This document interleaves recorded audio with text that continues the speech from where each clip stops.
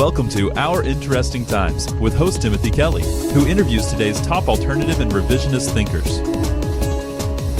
May you live in interesting times.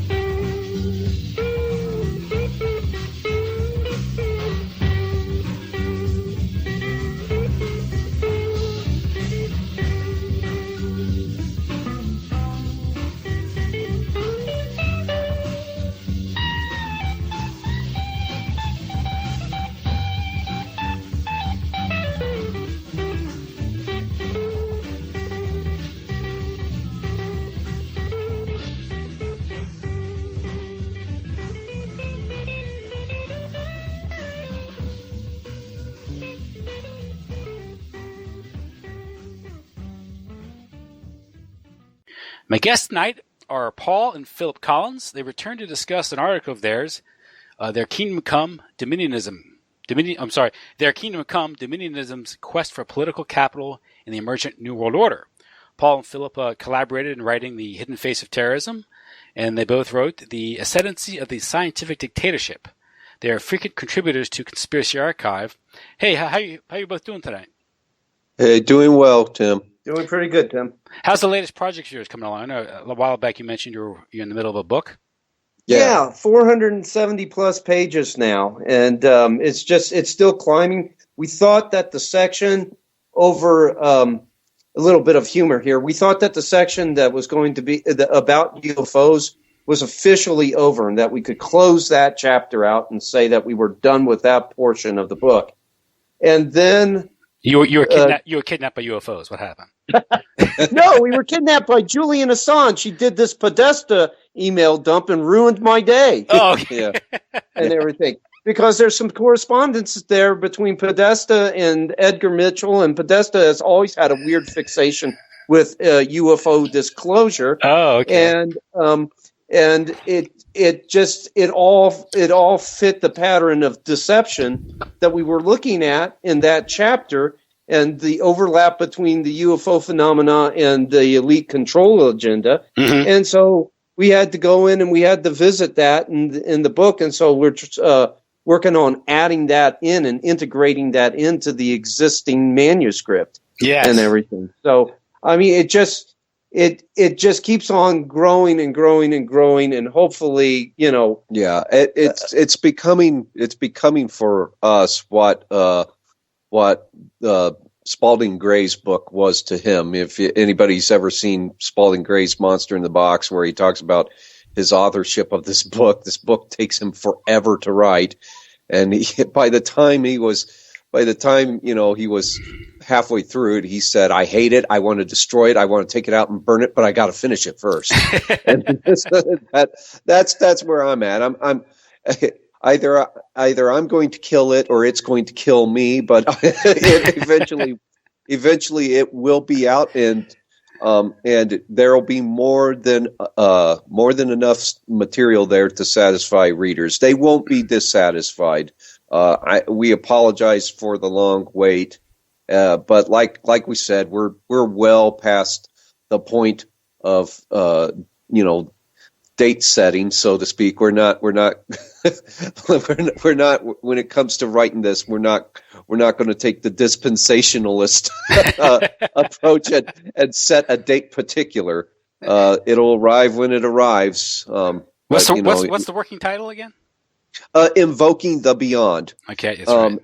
Yeah, and we don't have a full subtitle yet. I don't know if there will be a subtitle. There might be, but it just basically deals with the beyond, which is a narrative construct arising from what we dub the Kantian Rift, which is really just the arbitrary imposition of a disjunction between noumenon and phenomenon that was imposed by Immanuel Kant, the philosopher Immanuel Kant, and from that rift between noumenon and phenomenon, the world of appearances and the world that is objectively real, you have this narrative construct known as the beyond, which is a nebulous force that dwarfs man epistemologically and ontologically, and it's kind of analogous to a Rorschach ink blot that the elite project upon that surface whatever force from beyond they want to use to compel nation states to abandon their national sovereignty and accept a managerial system, a technocratic managerial system, to basically address this issue of the beyond. And the beyond takes many forms. It can take the form of environmental degradation. It can take the form of nuclear annihilation. And then, of course, it takes the form at a certain juncture of extraterrestrials and extraterrestrial forces from beyond. But in every instance wherever they invoke the beyond, invariably the solution that is posited by the elite is, of course, the dismantling of the nation-state system and the adoption of this global technocratic managerial system, the destruction of civil liberties, all in the name of protecting us from the unknown. Basically, an appeal to our sense of insecurity. The appeal to fear of the unknown. And again, the problem with finishing this book is that it's not a topic that you can narrow down easily, because like Philip said, the beyond has so many different manifestations. Even with the GWOT, the Global War on Terror, terrorism and terrorist organizations had many going back to 2001, whether you're talking about Al-Qaeda or you're talking about ISIS or any of the other, different villains in that GWOT narrative, they have many of the characteristics of the beyond. They dwarf man epistemologically and just take on almost a ubiquitous sort of air to them. Well, the fact that terrorism is not confined to the boundaries of any sort of nation state. It's just kind of it's everywhere and nowhere at the same time. It's strangely ubiquitous, and it has that noumenal quality to it, and everything, And of course, this recent U.S. firm working on Pentagon contracts that were making these, these fake videos. Bill Pottinger.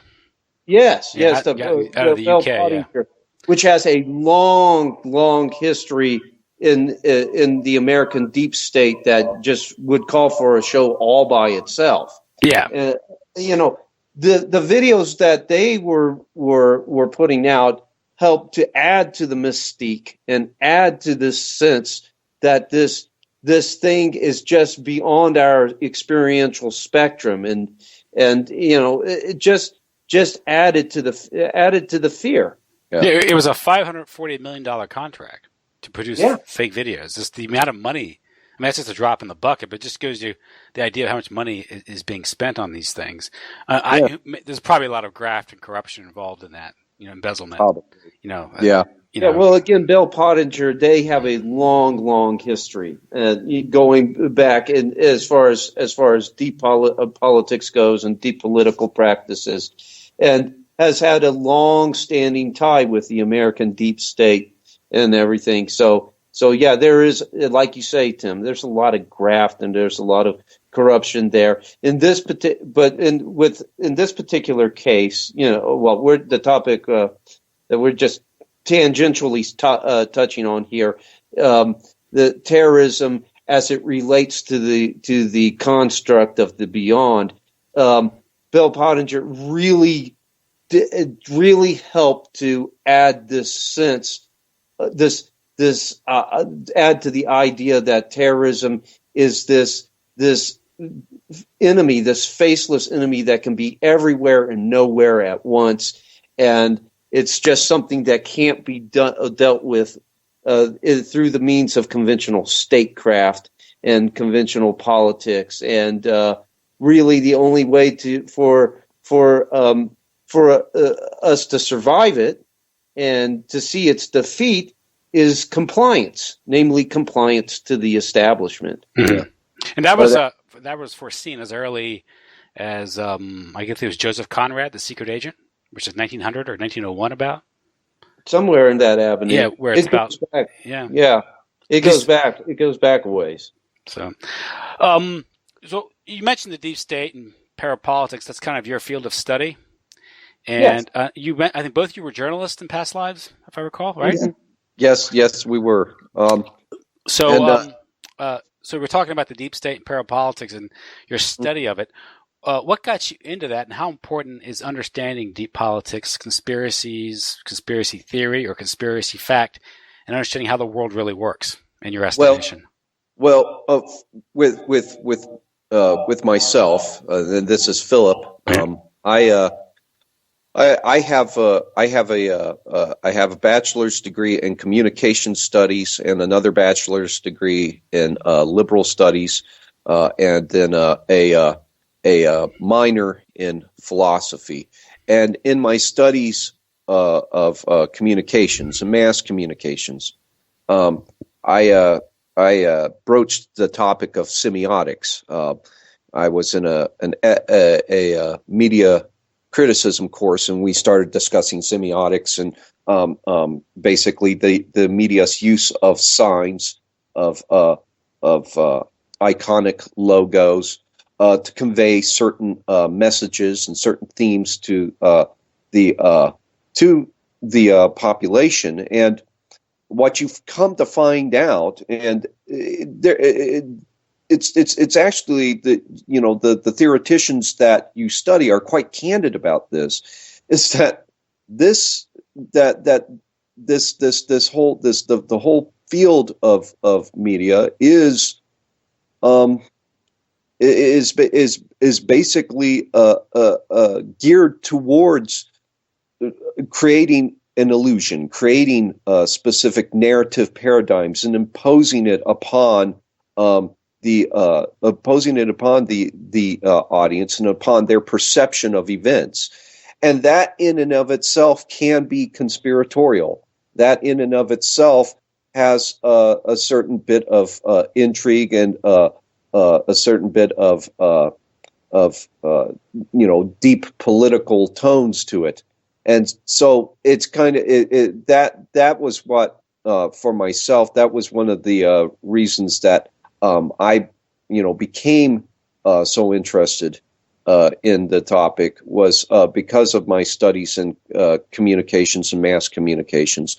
And also during my college career, I also studied science and religion, and the interplay between the two. And I came to find that with the science and religion, you have the dominant paradigm is scientific materialism and scientism, and I came to this, to see how the imposition of science upon the practice of government, how the imposition of science upon the societal models, using that as an approach to the management of a civil society, actually transmogrifies that civil society into a functional technocracy, or a society with technocratic elements, which, of course, in classical political terms is a rule by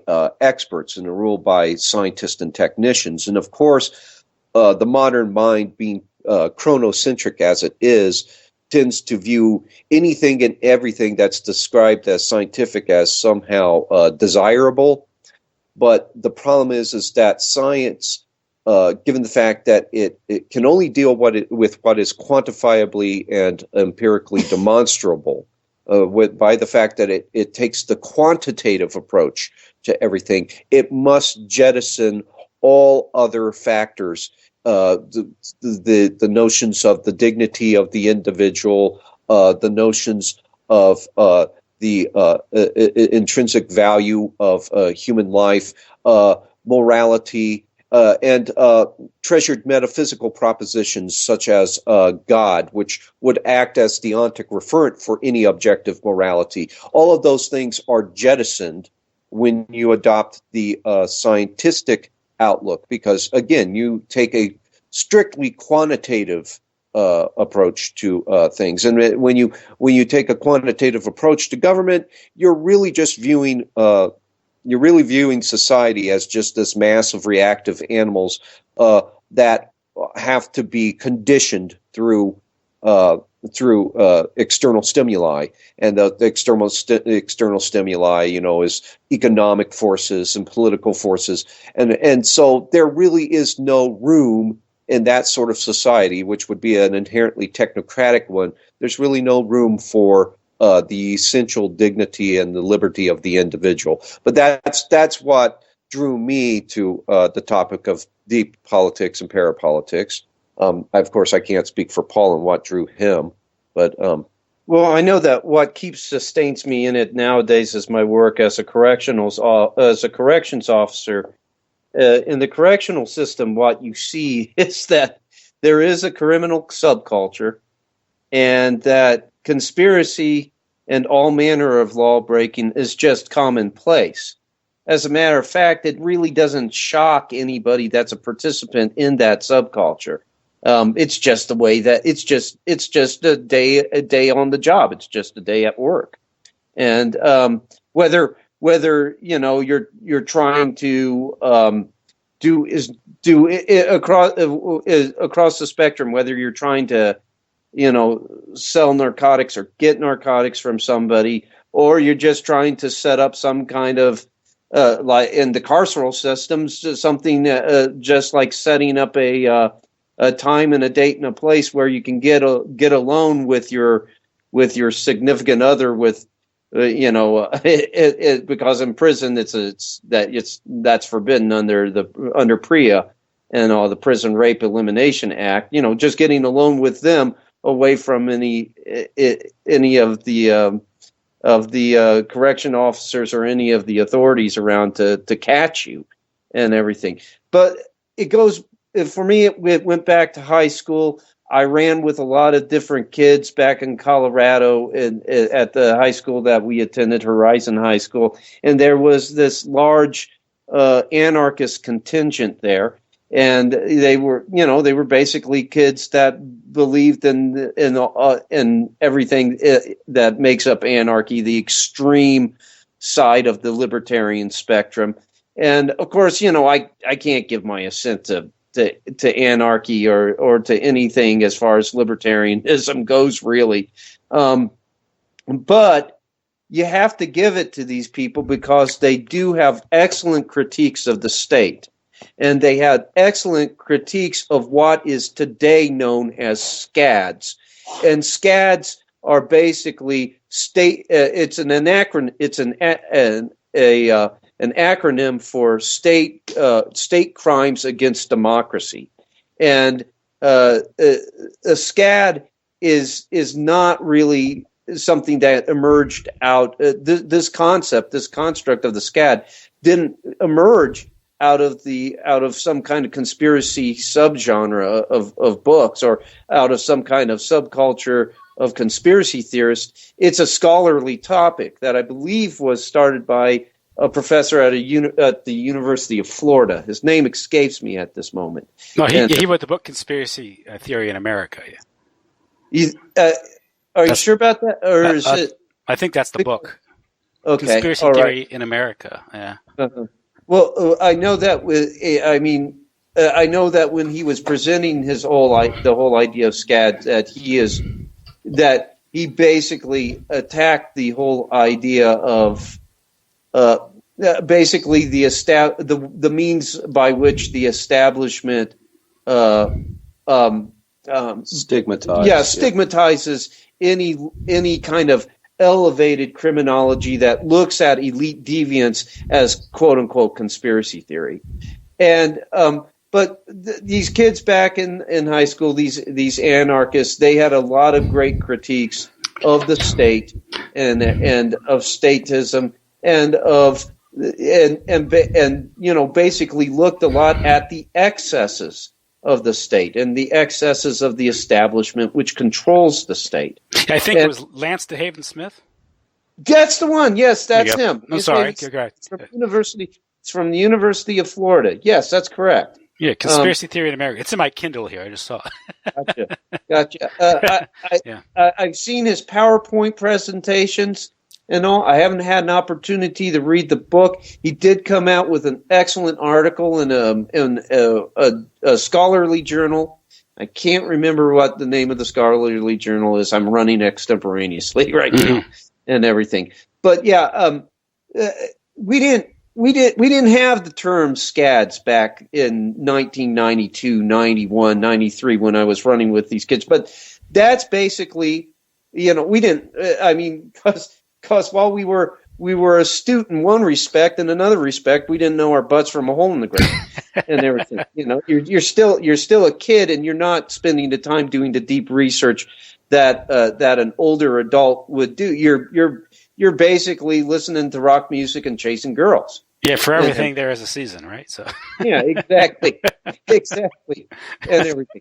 But what they were basically what they were basically decrying and what they were critical of is what we now know from as SCADs, thanks to some of the more honest people within the halls of academia, which Levin Smith is. He's one of the more honest individuals. So that got me reading. That got me into the body of literature and everything that's out there. And then a few years later, when I was attending community college in Ohio, after we relocated from Colorado to Ohio, I had a teacher who was a judge that basically presided over a local court there in the Ohio region, in the Ohio area. His name was Joseph Palmer, and he was one of my teachers. He taught me criminal justice and constitutional law. Periodically, he would give talks about what he did before he was a judge. And what he did before he was a judge was he was an intelligence operative. He played a minor role in the plumber scandal that almost led to his incarceration. And prior to that, when he was in the Marine Corps, he was recruited by the Central Intelligence Agency to basically act like a Canadian national who was doing trading along the waterways there in Vietnam, because he was in Vietnam, and it basically collect intelligence from MVA and Viet Cong sources there and all, but masquerading as a Canadian, if I recall correctly, and he ended up spending he made friends with an MVA general. The general invited him to go to Hanoi. He didn't want to go to Hanoi. His handlers told him, go to Hanoi to, gather intelligence. He went, spent 3 days there, was absolutely terrified because he's the only white guy walking around in Hanoi, and really did a bad job of collecting intelligence because he just couldn't psychologically function. And you could imagine it would be. I assume it would be like you and I being in the middle of North Korea right now, or something like that. To draw a possible analogy. So his handlers got pissed at him and basically sold him up the river, burned him, basically leaked it to the MVA that he was with the CIA, or he was an American. And if it wasn't for his general friend saving his life, he would be dead today and all. But he came back and, told his tale and talked about the Central Intelligence Agency, the man has no doubt whatsoever in his mind. It is beyond the moral certainty to him that the Kennedy assassination was not the result of a lone gunman, but was the result of planning and plotting by several different deep state players, the Central Intelligence Agency included. And so he really he got me ignited as far as that's concerned.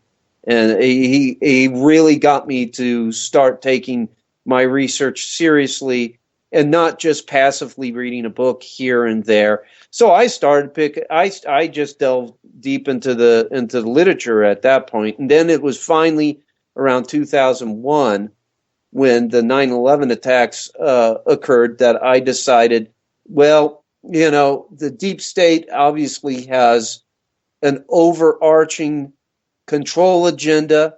It's obvious that the plans associated with that agenda have been accelerated considerably.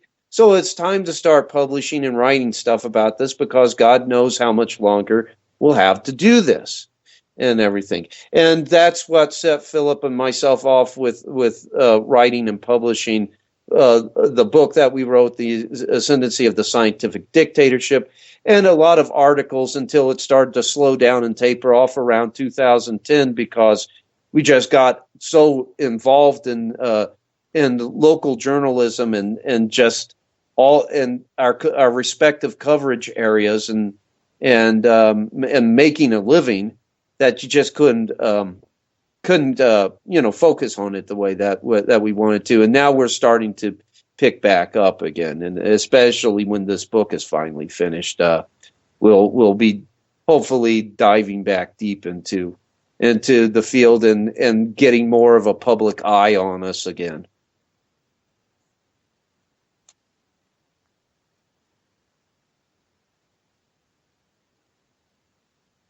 Tim, you there? Tim? I'm sorry, I had my mute button on. There are a few there are a few academicians and even college classes, I think, to delve into some of these things now. I haven't been in a college classroom in a couple of decades, more than a couple of decades, so I can't speak to it myself. But generally speaking, when you're studying political science or history, this type of analysis into deep politics gets overlooked, particularly by mainstream, historians, media, and academicians.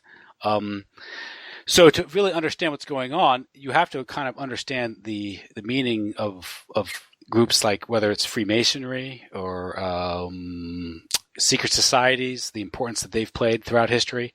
In your work, you take on things like Rosicrucianism and their role in Freemasonry's role in developing things like the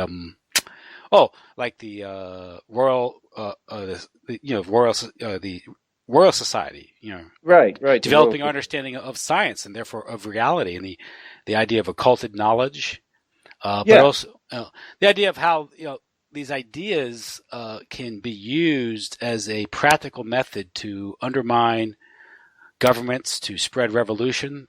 The British Empire, of course, relied on Freemasonic organizational principles to expand and control the world. Right. Well, basically, a lot of those secret societies that you named, and several more, basically provided the philosophical and theological foundation, the backbone, the spine of this concept that we hear about frequently, the New World Order. They provided the philosophical and theological or spiritual backbone of that, but they also, at times, periodically acted actually as elite conduits or deep political combines, in the respect that there was intense secrecy within Freemasonry and intense secrecy within those lodges, and so that secrecy allowed for certain members to begin to systematize the means and methods of what we know to be deep politics, which is the practices of law breaking, of secrecy, of theft, of graft, of bribery, of blackmail, and of conspiracy that is considered, commonplace in the deep political world. And so you start there, and then you build upon that with the political manifestations of all those philosophies and spiritual ideas with semi-secret political groups like the round tables that were started by Alfred Milner and Cecil Rhodes, with John Ruskin acting as the inspiration, and then moving on from there to the Royal Institute of International Affairs, which had the round tables as their nexus. Moving on from there to stateside sister branches here in the United States that were meant to pass the mantle on from the British elite to the American elite. Those stateside sister groups would be like the CFR,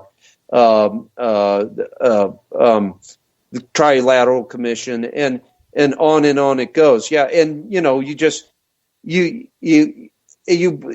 build upon it with layers and layers and layers, and until you have you actually have a complete academic discipline there. If anybody were to ever have the brass to actually start a class, within the halls of academia, and Levin Smith, he's one example of an honest academic that has looked at this honestly. Another individual would be who was within the halls of academia that has looked at this honestly and presented a very fair presentation of it, would be Peter Dale Scott.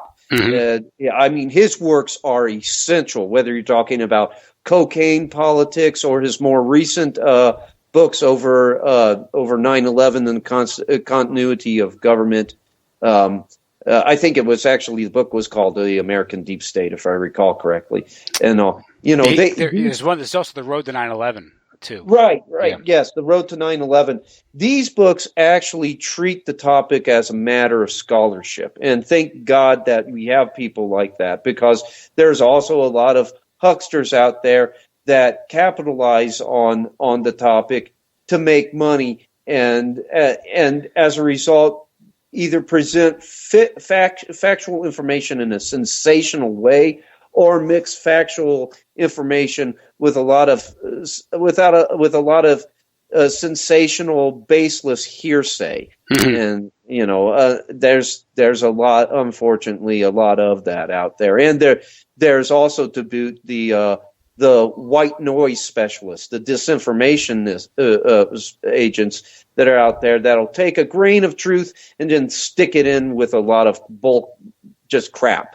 The Jesuits did it. It's all a Jewish world conspiracy, mm-hmm. that kind of stuff, and muddy the waters thus, and make it hard for people to follow the real investigational threads and the real meat. Now, you mentioned the round table, the Rhodes Circle, or the Milner's group, and his idea of it brings to mind. There's a researcher, Kevin Cole, who's mm-hmm. in the work. I interviewed him last year about this topic itself, about Carroll Quigley and what he revealed in his book Tragedy and Hope. And of course, you're familiar with my interviews with Jay Dyer and his work in that field too. Jay is doing some very great service to the field with his analysis of that book, because I don't know many person that is able to do what he did and actually sit down read the book. 1,300 page book of dry history, drier than a box of saltine crackers, and actually lay it out in a way that's not only understandable but interesting mm-hmm. to the listening audience. Yeah, someone asked me recently if I ever read the Treasure Hope in its entirety. I said no, only really about a couple hundred pages, and that's why I'm paying Jay Dyer $4.95 a month to read it for me. So Good policy to have. But Kevin Cole had his idea talking about this whole idea, when you mentioned academic disciplines, he said the whole study, discipline of international relations as it is understood today, is all part of that Rhodes notion of this enclosed system of understanding reality, or how the world should work. And the study of international relations, how nations relate to one another, is all part of that plan. And the norm, how the world works, this is the norm. So anything that breaks out of that norm is considered, renegade or criminal. Yeah. Gangster-like, yeah. I mean, they laid down the parameters of that discipline of international relations and international politics, and you don't step beyond you don't step beyond the parameters that they laid down for that discipline. And I don't want to get too far afield from the topic that we're going to talk about, but just to give you an example, anybody who actually presents Russia in a positive light on the international stage is instantly ridiculed by establishment scholars.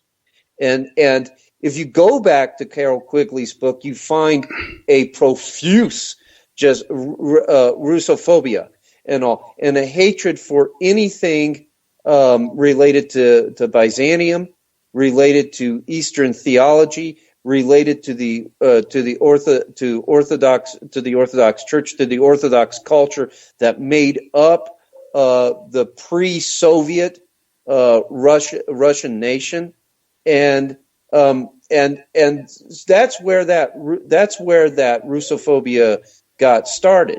It didn't start with Hillary Clinton, but she certainly contracted the disease. Yes. And everything.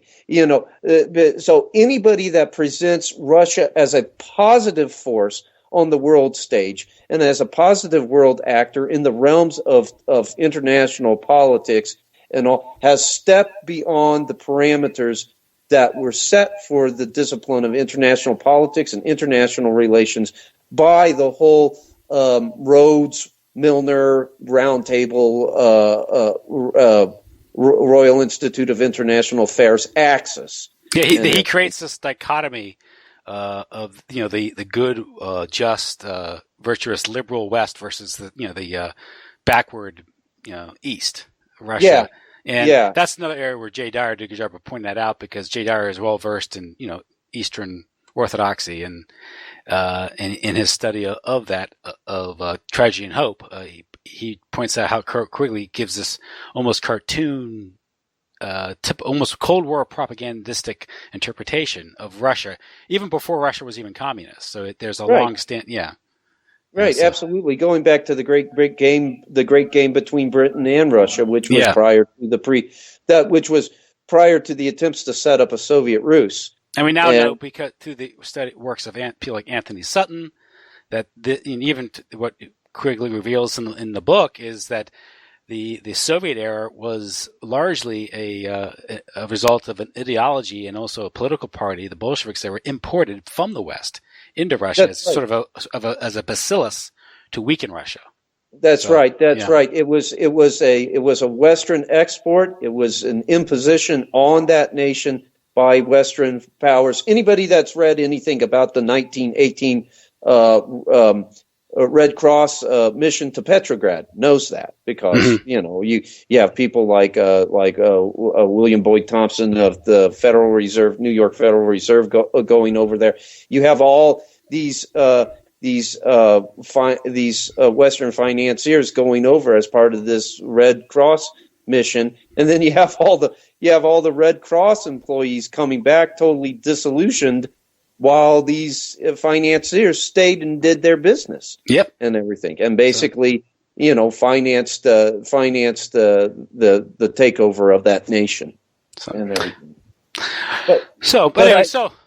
That kind of goes a far field of what we talk, but it's relevant to what Actually, this is somewhat relevant to the article about Dominionism. You opened the article. The article is Dominionism, or Their Kingdom Come, Dominionism's Quest for a Political Capital in the Emergent World Order. And you open up the article in a reference to John 18:36, where Jesus explains to Pilate, "My kingdom is not of this world." And I'll let you take it from there. Certainly. What Jesus was basically saying to Pilate was that the kingdom of God would not arise out of the temporal administrative machinery of human states. That's not to say that the state is inherently evil, because that view is an inherently Gnostic one. That's symptomatic of the Gnostic proclivity to project evil outside of the intangible will and onto the intangible world, and basically depict any form of civil society as somehow a satanic conspiracy to control people. That's not what you derive from that particular piece of scripture. The point is that the eschaton, or the end of days, is not brought into not drawn into human history by the work of man, and that Jesus's kingdom would come, the parousia would begin on God's timetable according to God's will. But dominionism takes quite a different view. Dominionism and dominion theology are pejoratives coined by sociologist Sarah Diamond in 1989 to apply to Christians seeking political and cultural hegemony. The dominionist believes that subjugating the institutions of government, media, and entertainment, business, and education, all of this is mandated on the dominionist view by sacred scripture. And this contention is premised upon a politicized interpretation of Genesis chapter 1:28, wherein it reads, and I'll read it verbatim for the edification of the audience, quote, "And God blessed them," Adam and Eve, "and God said unto them, Be fruitful and multiply and replenish the earth and subdue it and have dominion over the fish of the sea and over the fowl of the air and over every living thing that moveth upon the earth," unquote. Now, dominionists reinterpret biblical dominion, which is responsible stewardship of the created order, acting as the priest of the inherently good creation that God created, because he did create it good. They reinterpret that biblical dominion as political dominion. It is the dominionist's eschatological hope that a successful political coup will induce the parousia, the second coming. It is human action within history that will compel Jesus to return. And on the dominionist view, Christ is either unwilling to or incapable of returning to earth until Christians establish the kingdom of God through the seizure of social and governmental institutions. Thus, the eschaton, the end of days, indwells history, and political activism becomes soteriological in character. It becomes salvific. Now, this transposition of the eschaton within history, within the flux of history, was presaged by, ironically enough, certain neo-Gnostic theoreticians whose systems would spawn virulently anti-theistic political movements. This tide of new Gnosticism finds its proximate origins with late 12th century Calabrian abbot and hermit Joachim of Fiore. Joachim apocalypticized history by configuring it according to a Trinitarian eschatology. Within the framework of Joachim's eschatology, each hypostasis in the Trinity, each person in that Trinity represented a specific historical phase. The pre-Christian era was divided into the age of the Father, who represented the Old Testament, and the Son, who represented the New Testament. The third apocalyptic age, of which Joachim was the self-proclaimed prophet, was the age of the Holy Spirit. And during this age, sacred scripture, the church, and the state would all be done away with. They would all be obliterated and give way to a free communist world. And echoing ancient Gnosticism's docetistic attitude toward physical embodiment, Joachim claimed that man within this age would divest himself of all flesh and enter into disembodied bliss. So you have there the reiteration of the Gnostic theme of reabsorption into the pleroma, the divesting of one's corporeal shell and becoming part of this disembodied singularity within which deific power, the power of divinity, operated at optimal. So it's kind of a soft autotheism. But at any rate, after Joachim came the 17th century German Kabbaler Jakob Boehm, who inspired the mystical English communist Gerard Winstanley. Now, like the heresiarch Marcion, Boehm advanced a bifurcated conception of God to reflect what was perceived as two contrary natures. In Boehm's view, the God of the Old Testament embodied wrath, while the God of the New Testament embodied love. And these two contrary natures were, in Boehm's view, mirrors of human consciousness, and history was really the evolutionary dialectical process whereby these binary essences were reconciled. While Boehm's ideas closely parallel Gnostic emanationist speculation, there is a certain point of departure. Ancient Gnosticism expressed, of course, a docetistic cosmological attitude that viewed divinity's descent into materiality as a horrific error. In contradistinction to this view, Boehm presented the descent of divinity into materiality as an essential phase in God's self-revelation. And by asserting that both light and darkness could be derived from the ground of being, Boehm departed radically from ancient Gnosticism. Instead of elevating the transcendent to the detriment of the immanent, which the ancient Gnostics did, Boehm's new Gnosticism elevated the immanent to the detriment of the transcendent.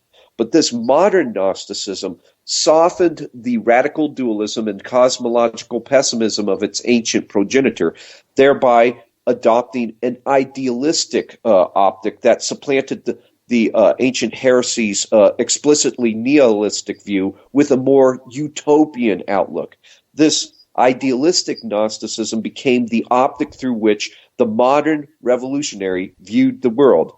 From the revolutionary standpoint, utopia is actuated through the dialectical process of history. And that stands in stark contrast to the ancient Gnostic view, which really held contempt for the very notion of history. Now, according to this new Gnosticism, history is a redemptive process. The revolutionary participates in the collision of binary oppositions that catalyzes the dialectic of history. And presumably, this process will redeem the world. And ironically, this immanentizing form of Gnosticism is equally docetistic, as is evidenced by its pathological obsession with change. This obsession really just bespeaks an implicit dissatisfaction with matter in its present state. This tacit derision invariably motivates destructive campaigns that will supposedly expunge all of the social ills allegedly preventing utopia's eventuation. It was mystical traditions such as those spawned by Boehm that gave rise to a Gnostically inspired version of the story of salvation. This soteriological narrative, which exalted man as a Christ in the Promethean role of Lucifer, found a place in George Friedrich Hegel's dialectical metaphor of divine self-abasement. The basis for the harmonization of Gnostic dualism with Hegel's dialectical idealism is ultimately theodicy. Like Boehm, Hegel viewed the Godhead's alleged atomization and the resultant emergence of being as an essential juncture in the Absolute's migration back toward self-revelation. But in keeping with his Romanticist heritage, Hegel believed that man was God, albeit an earthbound divinity afflicted by some inexplicable spiritual amnesia. For whatever reason, man was God in the beginning, but somehow forgot. And basically, Hegel radically revised the Gnosio-Hermetic scheme. As James Kelly points out in his book, Anatomizing Divinity, he observes the Gnostic projected his eudaimonistic passions into the divine sphere, and in so doing, the Gnostic rendered man as a theocosmological process whereby God supposedly arrived at self-knowledge. And this Gnosio-Hermetic scheme was composed of anthropos, which of course is man, cosmos, or the world, and theos, which is God. Hegel and his fellow romantics would remove the emanationist tiers of the Gnosio-Hermetic scheme, leaving anthropos as the sole manifestation of the divine essence. And in so doing, they advanced a more explicitly autotheistic form of Gnosticism. No longer was man a lower emanation of God. Instead, humanity in toto was God. According to Hegel, the dialectic of history was the process that allowed man to reacquaint himself with his forgotten divinity. Now, of course, Marx redefined Hegel's ideological shadows as material bodies, and in so doing, he formulated dialectical materialism. No longer was the dialectic of history couched in any form of mysticism. Instead, it was confined to the realm of matter. Marx's dialectical materialism partitioned humanity off into the dichotomous categories of the proletariat and the bourgeoisie. Of course, such a binary opposition made no allowances for understanding or compromise between these two categories. Instead, you had a intractable political and social polarity, and that was engendered by those who imbibed the Manichaean vision of Marxism. Supposedly, the ensuing conflict that arose from this dialectic would eventually give rise to utopia. In light of the apocalyptic tone of this narrative, it comes as really little surprise that Marx vaguely echoed English Civil War millennial sects and post-millennial Dutch and German Anabaptist. Throughout this Marxian process, man would procure insights concerning his actual nature and reconfigure the world in accordance with that nature. And in so doing, man would discover that the transcendent God was merely a projection of humanity's finest features into a hypostatic beyond. This is all indicative of Marx's influence by Feuerbach, who, of course, Feuerbach's anthropomorphic projectionism held that God was just the projection of man's finest features into this hypostatic beyond, and in actuality, man was God, and God was really the separate transcendent God was really just a product of vicarious autotheism, and man actually was God. He just somehow forgot it and projected his identity outside of himself. Now, history's watershed moment would come when man would reclaim that projection and consequentially be transfigured into divine. The eschatological hope of Marxism was ultimately apotheosis. So you still have a theos there. And that's an inescapable conclusion of atheism. Atheism thrives on the affirmation of a negative. Atheism basically claims dogmatically with absolute epistemic certitude that there is no God. However, in order to claim with epistemic certitude that there is no God, you have to lay claim to a trait of divinity, and that is omniscience.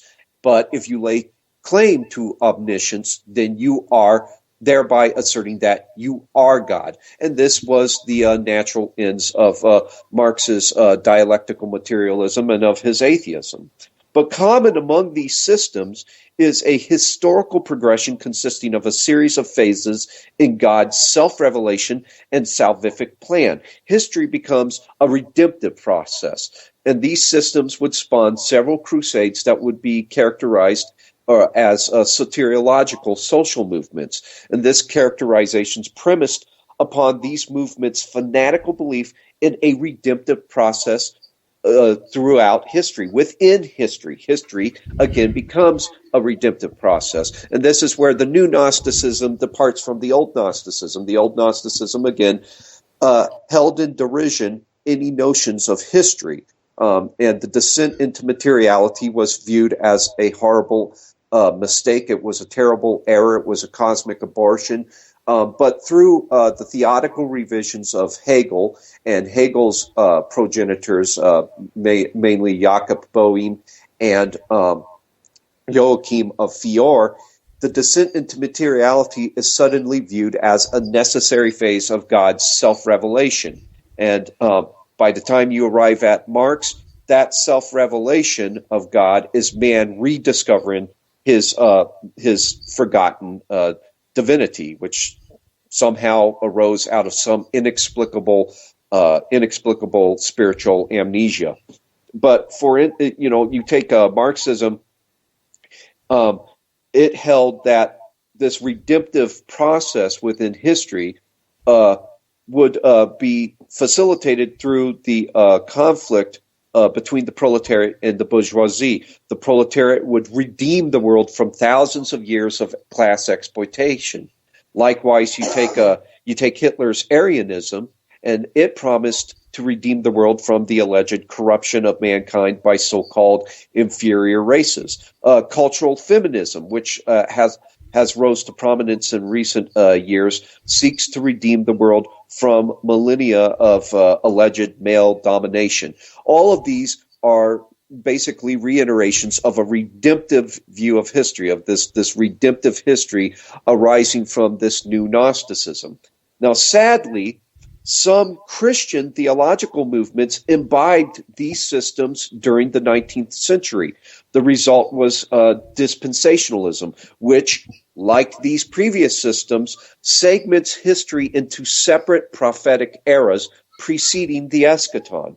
These prophetic ages are called dispensations, and this is from whence comes the elaborate flowcharts accompanied by apocalyptic imagery inspired by the books of Daniel and Revelation. You see it all the time. If you turn on TBN and you happen to catch Pastor John Hagee, John Hagee's up there with these elaborate flowcharts and all these these funny pictures that are depictions of the apocalyptic events in the book of Daniel and the book of Revelation. And by the way, I apologize, my John Hagee impersonation's not nearly as good as Jay Dyer's.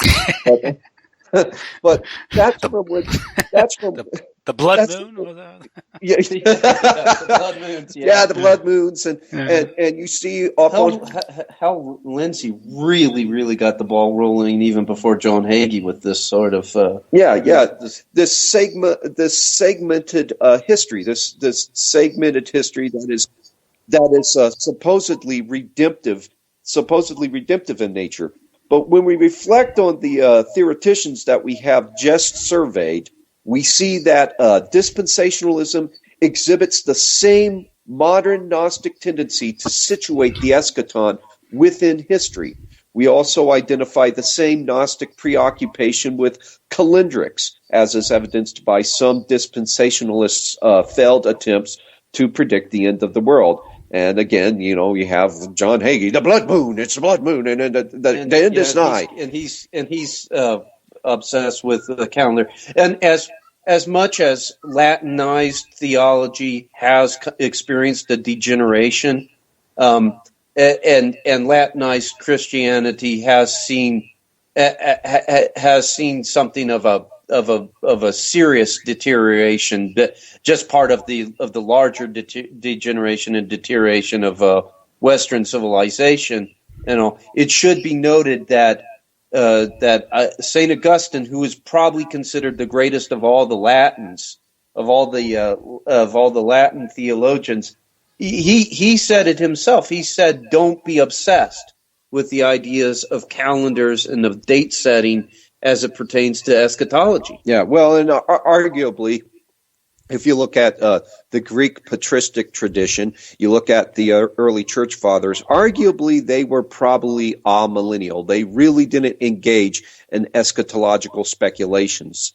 But additionally, there are some soteriological ramifications that arise from dispensationalism. Each dispensation supposedly witnessed certain changes in the relational dynamic between God and man. So salvation in one era would be defined differently in another. And so within this confused soteriology, one could assert that the practices of Orthodox Christianity and Judaism are equally salvific in spite of their significant disparities. This observation shouldn't really, don't construe what I'm about to say as anti-Semitic invective. I'm not saying that all Jews are going to hell. Obviously, there's no way for us to know that. Orthodox Christianity lays no claim to epistemological certainty concerning one's soteriological status. However, both sets of practices, Judaism and Orthodox Christianity, exhibit certain mutually exclusive features that cannot be expected to produce the same results. The Orthodox Christian has been given the way, and it radically departs from Judaism, which is actually the synagogue Phariseeism that survived the destruction of the temple in AD 70.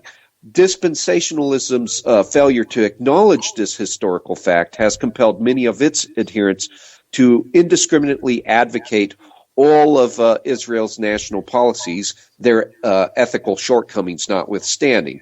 Yeah, that's John Hagee's, I think, practical value to Israel. Right, exactly. Right. As a matter of fact, and he's paid well for it, from what I understand. So. Oh, absolutely he is. Anecdotally speaking, I have a friend who is just immersed in this stuff, and that's his faith tradition, and you can point out the employment of white phosphorus by Israeli defense forces against Palestinians, many of whom are Christians, by the way, and everything. And there's just a shutdown. It doesn't matter. They're God's people. Yeah, they're the chosen people. The moral repugnance of these acts are completely overlooked because, from the view of some dispensationalists, the 1948 formation of the modern secular state of Israel is the fulfillment of biblical prophecy. And he is still waiting for a Russian invasion of Israel like that which Hal Lindsey foretold in his book, The Late Great Planet Earth, which is a late great book because it's been late on everything. But he's still anticipating that. And I've pointed out to him, I've said, well, Russia has in a lot of respects become an Orthodox confessional state.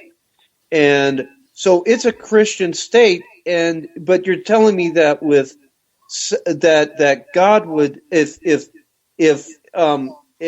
this Christian nation were to move against Israel because of some of the things it's doing, some of the underhanded covert politics that it's playing in places like Syria, if it were to move against them because of that, God would still strike them down on behalf of secular Israel. And his answer is, well, yeah, because they're God's chosen people. Well, and the morality of it, the morality of all the political manifestations of Israeli policy notwithstanding. Yeah, and again, this all is a direct result of dispensationalism's confused soteriology. It arises out of this belief that there are dispensations and that man's relational dynamic with God changes from one dispensation to the next, and so one salvation in one dispensation means something different in another. And this distortion of Christian theology, I think, I did a recent interview with James Perloff regarding Christian Zionism and the importance of the Schofield Bible, which seemed to be funded by Samuel Untermeyer and the early Zionists, and it could have been a black op directed to coalesce Christian support for the formation of the State of Israel, because at the time the Pope had rejected Zionism. I think, right. And so they needed to organize the evangelical community because they couldn't get the Catholic Church's support for it. So they produced the Schofield Bible, which produced this flawed theology to justify the eventual formation of Israel, which occurred, it needed the events of the Second World War for the plan to come into fruition.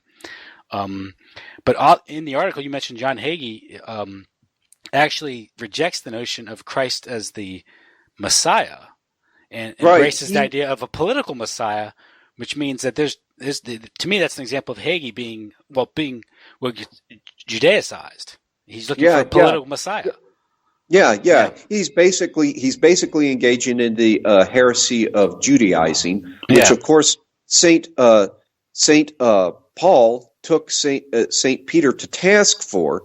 But he arrives at the conclusion that Jesus's mission was not to act as the Messiah for the redemption of humanity and the redemption of the cosmos, but instead he was a political Messiah. He was basically an insurrectionist. He was a zealot, and that all results from this. That all results from this dispensationalist segmenting off history into these particular dispensations wherein man's relational dynamic with God changes. And if man's relational dynamic with God changes, if the way that the ancient Jew related to God is different from the way that the modern Christian related with God, then one could compellingly argue that salvation for one was different from salvation for the other. So conceivably, a Jew needn't accept Christ as God in order to be saved, or in order to begin their salvific journey. Again, gosh, I have to reiterate this disclaimer ad nauseum. I am not saying every Jew is a hellbound sinner. That is not what I am saying. I think the best way to put it is that we're not talking in terms of race. We're talking in terms of theological constructs right now. Right. But what I am, again, Orthodox Christianity does not lay claim to epistemological certainty concerning the soteriological statuses of individuals. We cannot say who is going to hell, who isn't. But the problem is that the way by which one hopefully attains the hope of salvation, because you're not saved in a single moment.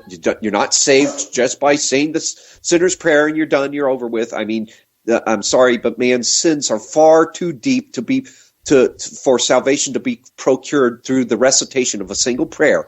You are being saved. You've been saved. You're being saved, and you will be saved, provided you cooperate with grace. Through the process that is the way. But the problem is that the way on the dispensationalist view changes, and so suddenly, an ancient Jew is granted this self-righteous Gnostic exceptionalism. They needn't do what the modern Christian does. They will have salvation no matter what they do. Which will lead to all types of problems. Creates all types of problems. Yeah. And by the way, I'm not saying that Israel should be wiped off the map either. I believe that the state of Israel has the right to exist, but if it engages in the same political malfeasance and the same human rights atrocities that you see other nation states engaging in, it must be criticized for that. It must be called to the mat. Any atrocities have to be condemned. I'd like to interject at this point, because I did some work and had some correspondence with two Jewish researchers, Joel Bainerman, who wrote an excellent book called Crimes of the President, and Barry Hamish. And I think that what they've pointed out about the Jewish elite is very, very important. The political elite over Israel, and the political elite in Israel, the Jewish elite that are over the people there, are very much like the hierarchy of the American Catholic Church, where not the Church in Rome, but American Catholics. here we have this situation where the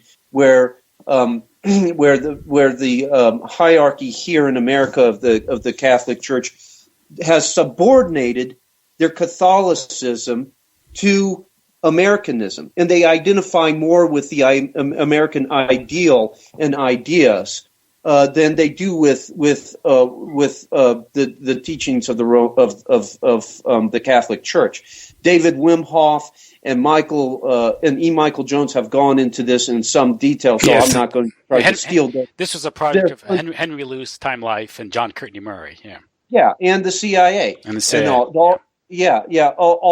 all of those deep state players there were pivotal in changing the way that the American Catholic viewed church-state relations, and as a result, they see themselves more as Americans than they see themselves as Catholics. The same principle kind of holds in Israel, where the Israeli elite, the prime minister, the Knesset, the Jewish elite over there identify more with the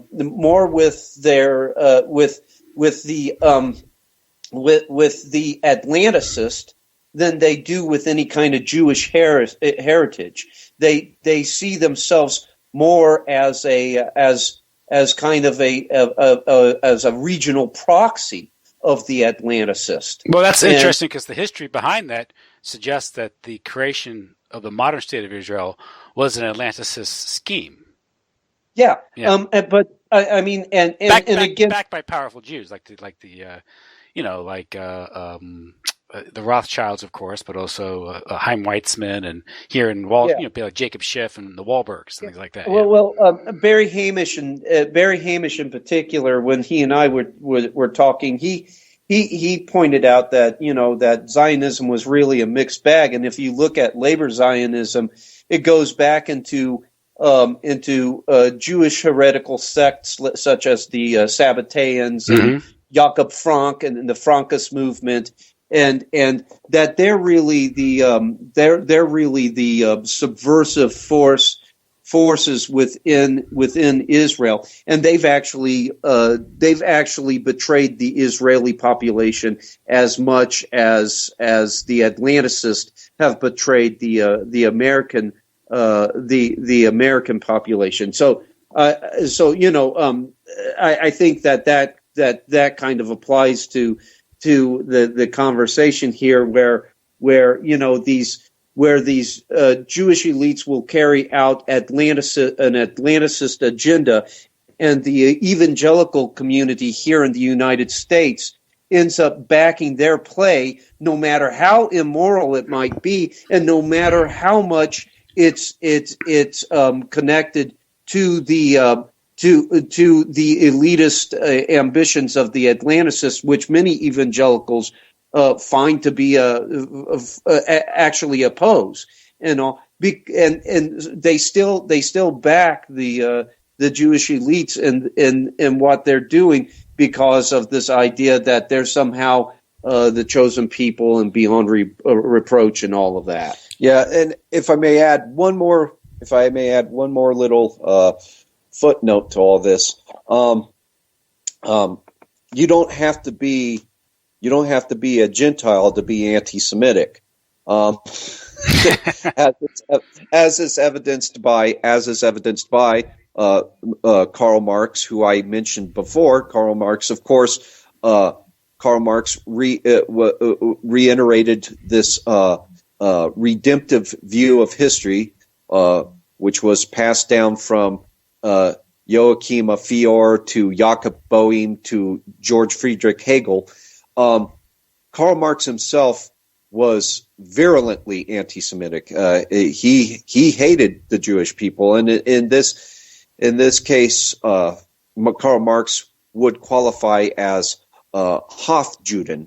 So when we're discussing the problems with dispensationalism and this indiscriminate support of the secular state of Israel, we're not discussing ethnicities. We're not condemning entire ethnic peoples. We're dealing with theological constructs. We're dealing with the soteriological confusion that arises from dispensationalism that gives rise to this moral confusion concerning the policies of the secular state of Israel. And it also leads to an unfounded guilt among the evangelical community. I mean, again, with for instance, anecdotally, again, with my friend who is just totally immersed in this millennialist nonsense and all, you can point out to him, look,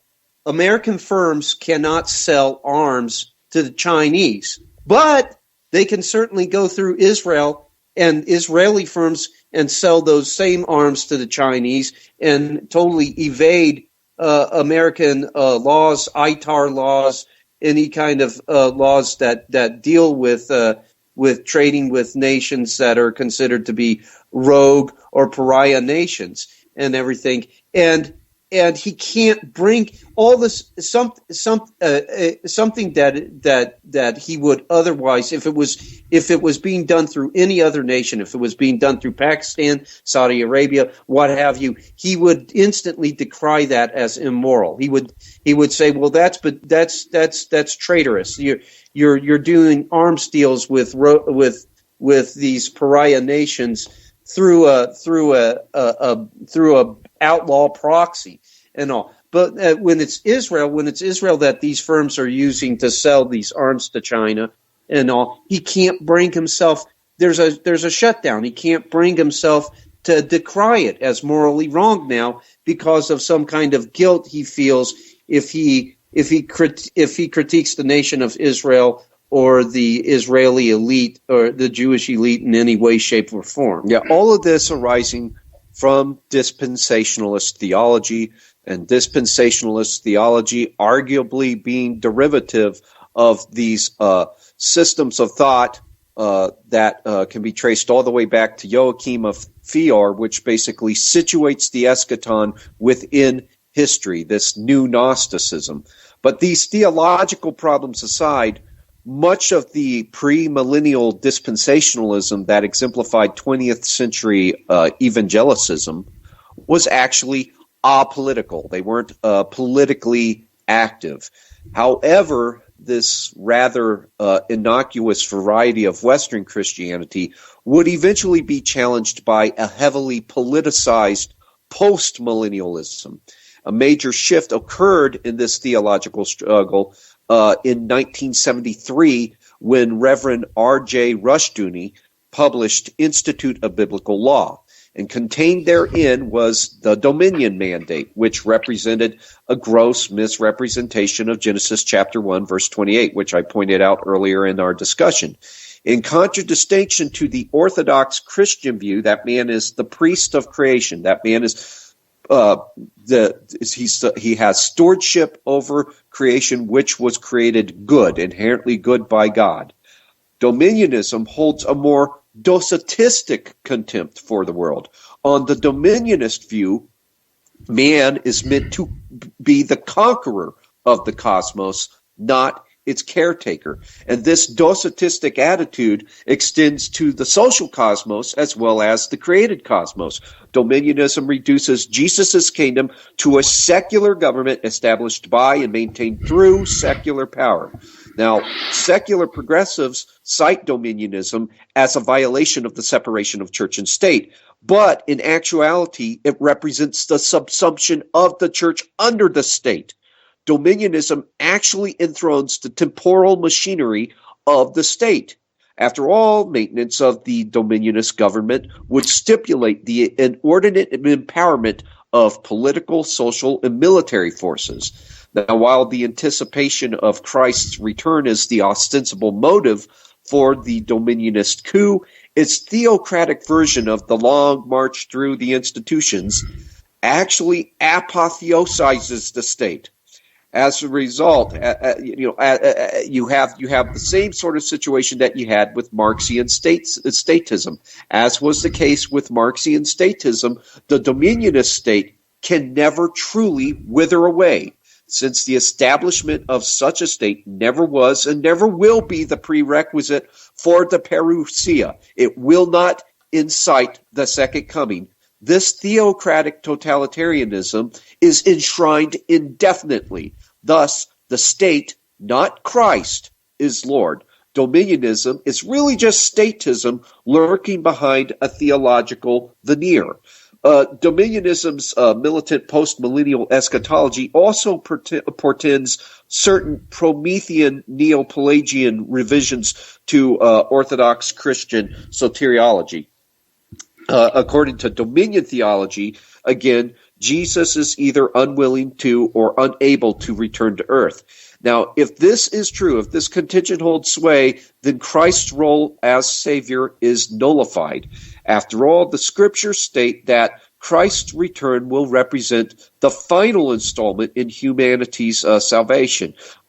Hebrews chapter 9, verse 28 declares, and I'll quote it verbatim for the edification of the audience, quote, "So Christ was once offered to bear the sins of many, and unto them that look for him shall he appear the second time without sin unto salvation," unquote. So the parousia is the supremely salvific event. Yet, Dominionism tacitly asserts that man, not God, shall make Christ's kingdom come. Thus, the final installation of humanity's salvation is left in the hands of man himself. And herein is an implicit affirmation of the Pelagian belief that man could attain moral perfection through his mortal will. This is really, really ironic. This is truly ironic. And I'm not even going to try to make sense of the internal contradictions here in this theology. But it's truly ironic since many of Dominionism's leading proponents have been Calvinist. And Calvinists would vehemently reject Pelagius's anthropological optimism and radical conception of free will. Nevertheless, Dominionism's militant post-millennial eschatology is accompanied by an implicit Promethean Neo-Pelagianism. Inducing the parousia would be the ultimate act of will. The Dominionist hopes to essentially force God's hand through political activism. And in this sense, Dominionism represents a theological iteration of Nietzsche's will to power. But that kind of in a nutshell is what dominion theology is, what dominionism is. Now, I'm sorry. Go right ahead, Tim. To what you mentioned, there was 1973 Rushdoony's book on dominionism. That's a pivotal year, 1973, because you're kind of alluding to or mentioning the sort of the rise of I guess the political consciousness of the evangelical movement in the United States. This is the 1970s. This is the middle of the tail end of the sexual revolution, the rise of feminism. The cultural war is raging at this point. It's been raging ever since. And so it's largely, at least my understanding was, the rise of the evangelical movement, the moral majority, as a political movement, was a reaction to the excesses of the 1960s and early 1970s. And so they were able to mobilize millions of people. Many Democrats became Republicans because of this in the late 70s and early 80s. This was Reagan's majority.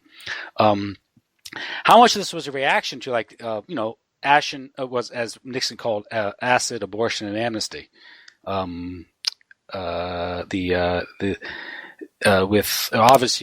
the courts, judicial activism, advocating abortion, first contraceptive, with the Griswold decision 67, 66, and you have the 73 decision Roe v. Wade, and from that point on, you had this division in the country. You're absolutely right, and you're right in pointing out the time period, 73 and everything. 73. Well, 1 year prior.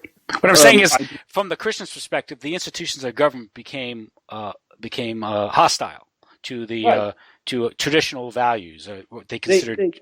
They did, like you said, and it caused this counterattack. It caused this response, this response from the conservative conservative portion of American society, and not just evangelicals. Look at Catholics. Catholics Yeah. were overwhelmingly Democrat, right? Until the 1970s. If I recall, 72 was the election year. Mm-hmm. It was okay. 72 was an election year when Nixon ran against Wallace. Look at what happened that year. Wallace carried only one state. Not Wallace. Sorry, McGovern. not Wallace. McGovern. Sorry, Wallace was taken out. Yeah. Sorry. No. Another lone nut, right? Yeah. But McGovern was running. McGovern was running against Nixon, and McGovern took only one state. He took, I believe, it was Massachusetts. Not his home state.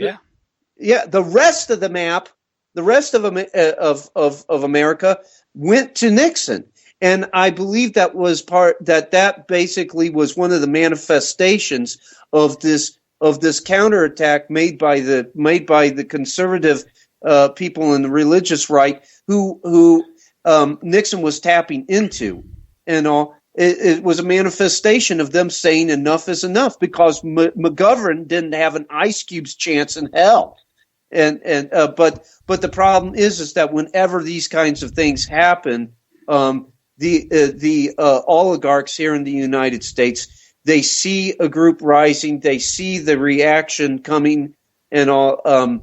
They see the counter revolution, and so what they do is they move to co-opt it. Mm-hmm. And everything, and we can get into co-option of conservative groups by looking at taking a closer look at the Council for National Policy. Yeah, something I want to get into. That's very interesting. Yeah, absolutely. That group plays a major role in the article, and it's one of the groups that we've looked at the most in terms of dominionism and as far as the whole subversion of the conservative movement and the religious right here in the United States. So here we have Christian at this point in the 70s, early 80s. Christians become obsessed with politics as opposed to matters of faith, or Well, now can I touch on something with that, Tim? Sure. I apologize. I don't want to be too tangential, but it's important to note that dominionism only affects a narrow cross-section of politically active conservative Christians. Now, as of late, the term dominionist has been applied with an unhealthy degree of elasticity, which has been resulting in this sort of religious McCarthyism. More and more politically active Christians are being indiscriminately assigned the stigma of dominionist. But when we speak of dominionist, we are not talking about the average Christian whose political decisions are informed by his or her faith. Mm-hmm. We are talking about a revolutionary, not unlike the Jacobin of the French Revolution. And sadly, the failure to distinguish one from the other has led some detractors, many of whom are Christians, particularly those of the fringe fundamentalist ilk, to cite Matthew chapter 4, verses 8 to 9 as the basis for this non sequitur that all national governments belong to the devil and therefore all political processes are inherently satanic. Thus, we have the premises for this quasi-Christian form of anarchism. Now, first of all, there is no etymological basis for this contention. The term kingdom, as it appears in Matthew chapter 4, verses 8 to 9, is translated from the Greek word basileia, which denotes a territory subject to the rule of a king. The term government, as it appears in the New Testament, is translated from the Greek word kubernesis, which connotes any number of political systems. So there's no absolute etymological continuity between the term basileia and kubernesis. Context is everything. The quasi-Christian anarchist interpretation of Matthew chapter 4, verses 8 to 9 only remains logically coherent if the passage is ripped from the matrix of a broader biblical gestalt and read in isolation. And ironically, such an interpretation is inherently Gnostic. Anarchist themes pervade the meta-parables delivered by the Gnostic Christ of the Gospel of Thomas. And in those meta-parables, the Gnostic Christ presents clothing as a metaphor for civic government, for civic authority, and for gender. And nudity is invoked as this analog for the abolition of all ordered forms of government. For instance, stanza 21 of the Gospel of Thomas reads, and I'll read it verbatim for the edification of the audience, quote, Mary said to Jesus, "What are your disciples like?" He said, "They are like children living in a field that is not theirs. When the owners of the field come, they will say, 'Give us back our field.' They take off their clothes in front of them in order to give it back to them, and they return their field to them." Unquote. Now, implicit in this excerpt is the rejection of private property and any sort of civil authority to protect it. And this derision for government overlooks the very fact that God established the pillars of a proper civil authority in the Old Testament. Moreover, it reiterates Jean-Jacques Rousseau's hypothetical state of nature, which inspired Enlightenment revolutionaries like Robespierre, Saint-Just, and, of course, the infamous Adam Weishaupt, the founder of the Bavarian Illuminati.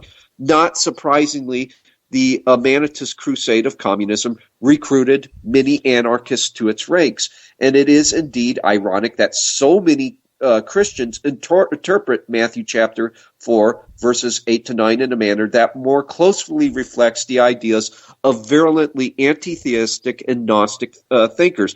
And you have this in this rejection of national governments and the rejection of politics altogether, this view of it as being somehow inherently evil in all sorts of other Gnostic texts, such as the dialogue with the Savior, of course, as I mentioned before, the Gospel of Thomas, the Book of Thomas the Contender, the Tripartite Tractate, the Treatise of Resurrection. In all of those Gnostic texts, you have these advocacies for anarchism, and this stems from the Gnostic conflation of evil with ontology instead of with moral orientation. Again, the Gnostic projects evil outside of the intangible human will and onto the tangible human world. And so then the administrative machinery, which is really impersonal, the administrative machinery of the state is impersonal. Its trajectory is determined by the moral agents who guide it. It in and of itself cannot be considered either evil or good. It's just there. Okay, it's morally neutral. All of a sudden, from this view, it becomes intrinsically evil.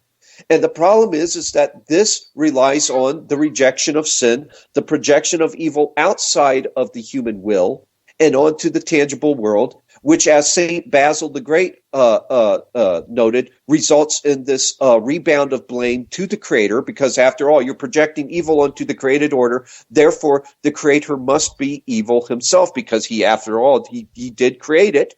And so you have this retreat into Masotheism, and that's not the problem with Dominionism. The problem is not politically active Christians. The problem is not Christians whose political decisions are informed by their faiths. The problem is the problem that is symptomatic of Dominionism is this belief that political activism is soteriological in character, that it's going to somehow instigate the parousia, this belief that the eschaton indwells history and that the hand of man will force the hand of God. That is the problem. That is the main problem with dominion theology. It is not the problem of civic authority, of governments, of the state. The state is a morally neutral force. The problem is the moral agents that guide it. I'd like to add a little something here. Going back to what you were saying. Okay, Rushdoony published his book in 1973. 1972, you had the landslide victory of Nixon over McGovern. And McGovern only carried Massachusetts, and the rest of the map fell to Nixon. And Nixon, by the way, was of the Southern Rim cowboy faction of the elite, which I can get into a little as this conversation goes on. Yeah. And everything.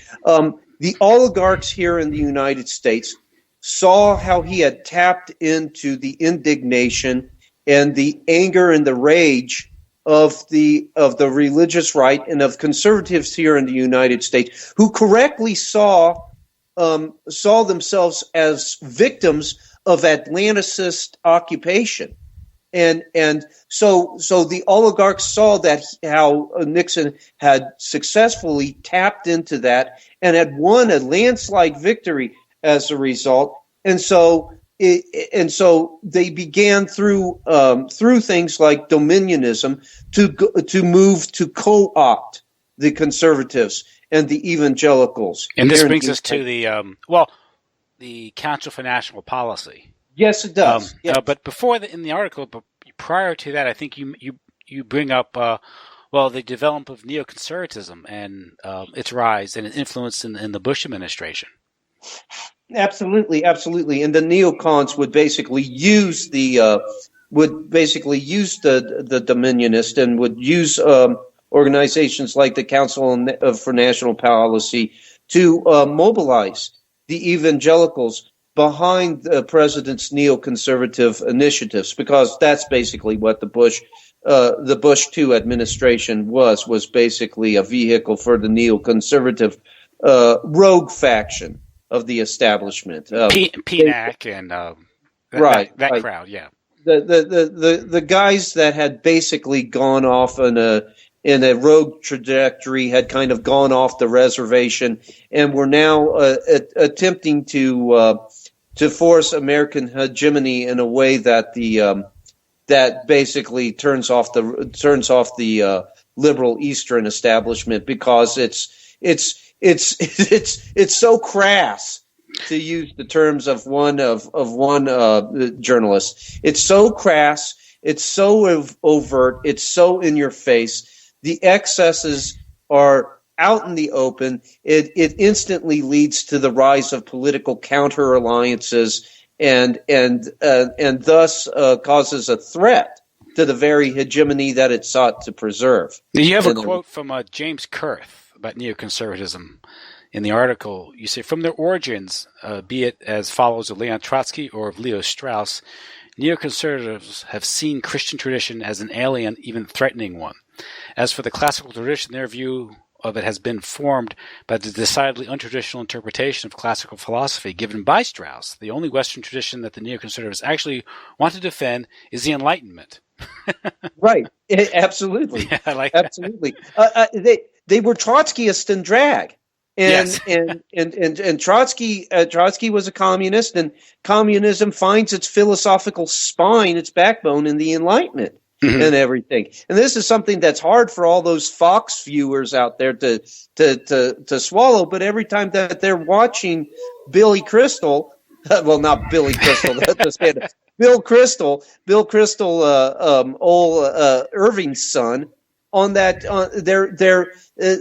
they don't realize that Irving, said that he was a Trotskyist and didn't have a bad memory about it, didn't have a regretful memory about that pedigree and all. When he went to college at New York City College and all, he ate with the Trotskyists in the Alcove A, Alcove B. Alcove A and Alcove B and all, while the Stalinists sat over in Alcove A. And all they did was they modified the class struggle a little bit to make the middle class, the working class that's at war with the proletariat, and they took the idea of the Fourth International, which holds that you have to keep the revolution going. There has to be a permanence to the revolution, so that momentum is not lost for communism. They took that whole Fourth International, a permanent revolution, and transformed it into the global democratic revolution that held that you have to continue exporting this kind of bizarre plebiscitary democracy that we have here to which is kind of its Judeo-Masonic Jacobin ideology. It's really weird. It's Klaus Rin. I think he wrote a book called The New Jacobins back in the early 90s. I came across that when I was in my 20s. I read it, and it's the first notion I got of that within the American political scene. How radical they're within the conservative movement. I think it was Lawrence Wilkinson, Colin Powell's chief of staff. You provide the quote, and he says about the neocons. He says they are not neocons. They are not new conservatives. They're Jacobins. Their predecessor is the French Revolution leader Maximilien Robespierre, and to say that these people are dead, dormant, or lying quiescent is not encouraging, because there are enough of them left, and it's going to be incumbent on the rest of us in this country, at least, to watch these trends and make sure that their ugly head doesn't rise up and cause more problems in the future. There you go. There you go.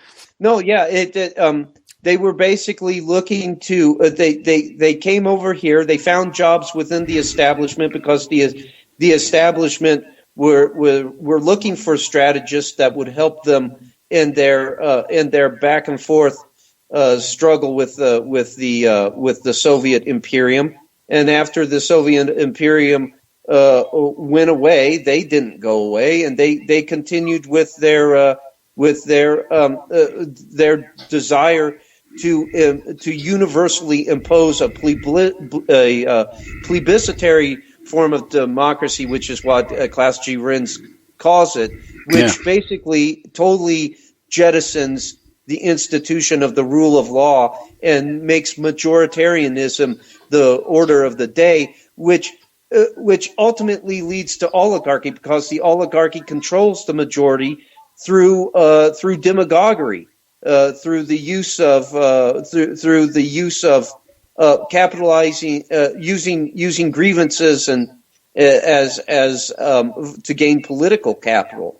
And they also were able to form these parallel structures. Like there was Team B that could question the CIA's official estimations regarding Soviet power. Yeah, very important group. They're very. That was the privatization of intelligence. Should have never happened. The intelligence that those guys were getting should have never left the hands of the CIA, and yet they're giving that to Team B under.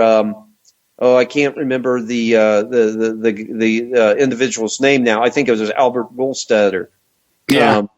But and if these guys if Team B was passing it off to a foreign power, who could stop them? I mean, but the thing is that they took the same intelligence and made a gross misinterpretation of it, and But it enriched the military-industrial complex, was turned around and funded their think tanks and their foundations. Oh, absolutely. And in our book, where we're going to be expanding upon the whole idea of the cult of the superweapon, where we hope to show that Team B actually helped to increase the level of nuclear anxiety here in the United States. Mm-hmm. Well, that's rule by fear. Yep. Yeah. Again, going back into that. Conditioning people to accept the idea of a world government as the only viable alternative to nuclear extinction and everything. And you do have an interesting segment on this group, the Council for National Policy, which not many people know about. They've been very influential, and they kind of marketed themselves as the counterpoint or anti-Council for Foreign Relations, a conservative answer to the Atlanticist Council of Foreign Relations. So let's talk about the CNP for a while. Yes, sir. Yeah, well, it's important to go into them. The Council for National Policy, also known as the CNP, was founded in 1982 by the now deceased evangelical author Tim LaHaye, who wrote the Left Behind series, which is a story for another day. That was also some predictive programming, some normative fiction there that was meant to raise nuclear anxiety and also to prevent the bomb as a kind of a salvific vehicle, because for LaHaye, the bomb was a necessary prerequisite to the second coming of Jesus Christ. If you read that series and all, it fits into Bible prophecy, man. If you read it the way that we read it, and all. There's going to be mushroom clouds all over the place, but be happy. That's going to bring Jesus back. Anyways, and you can speed things up with it if you press the button. Yeah, right? exactly, exactly.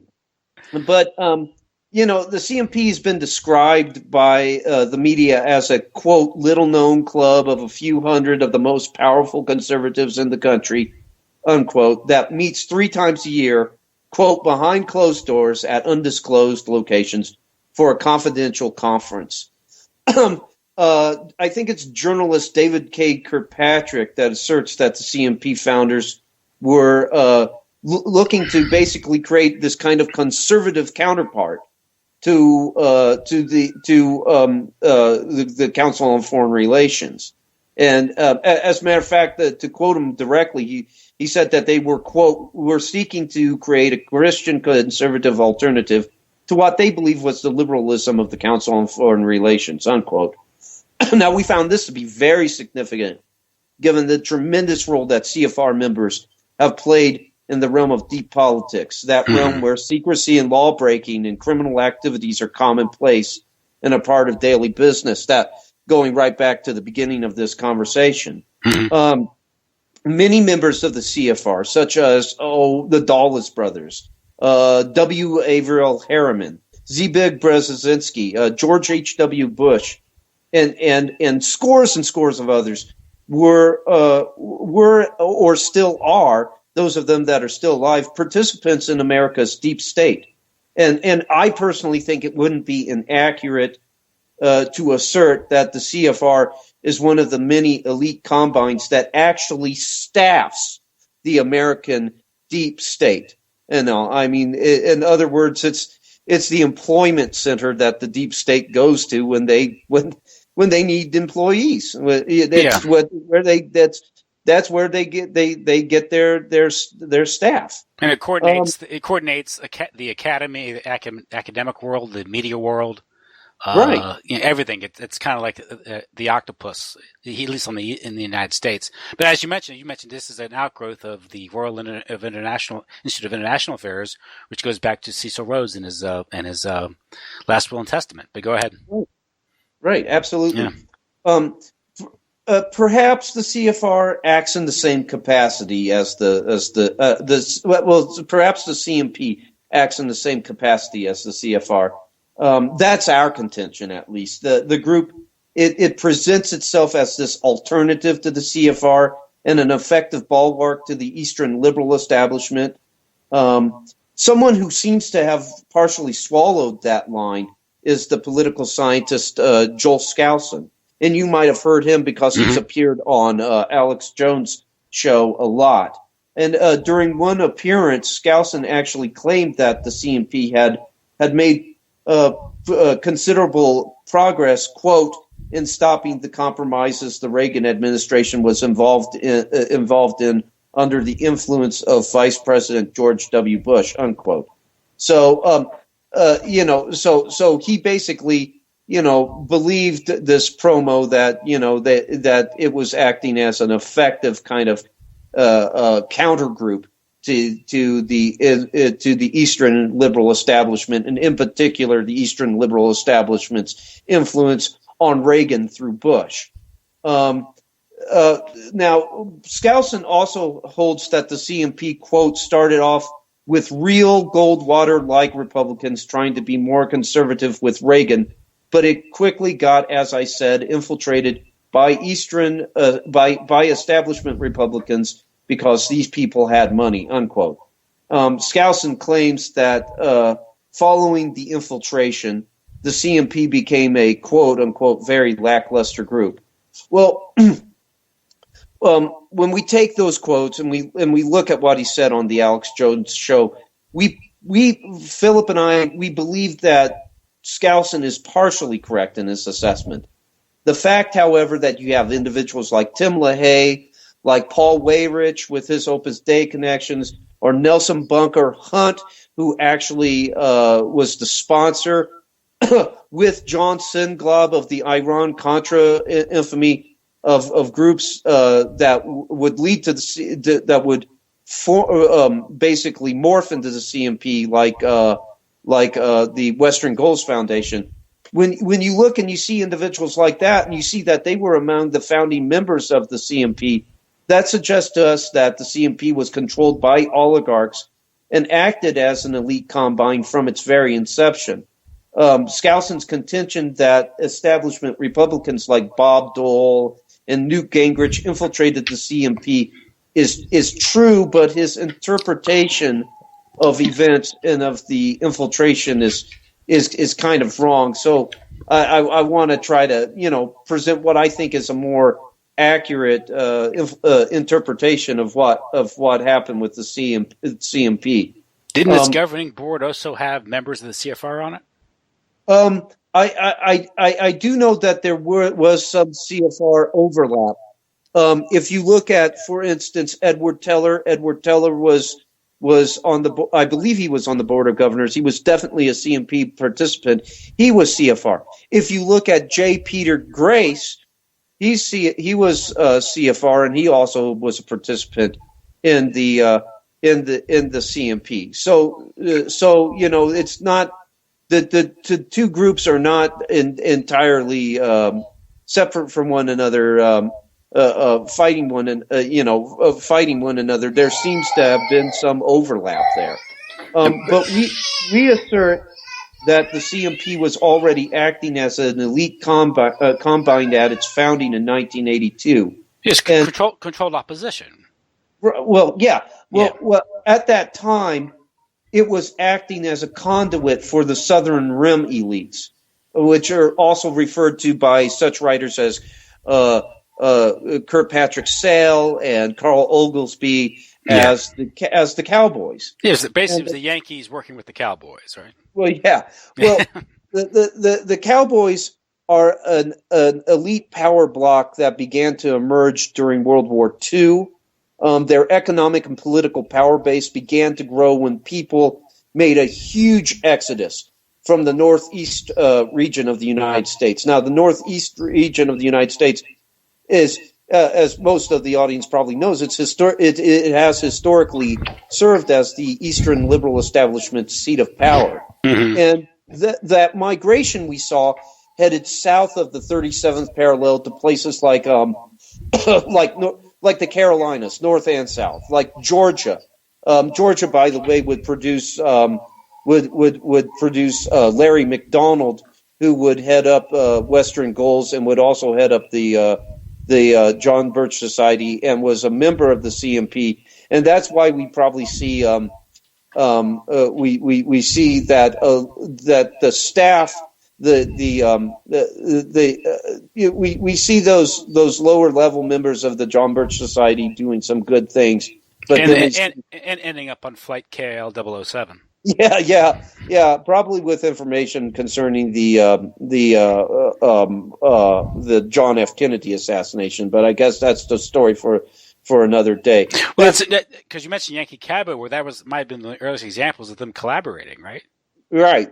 Yeah, because one individual, I think his name was Trey Parker, who was part of a CIA counterintelligence group called Pegasus, said that he had heard that Larry McDonald was in the possession of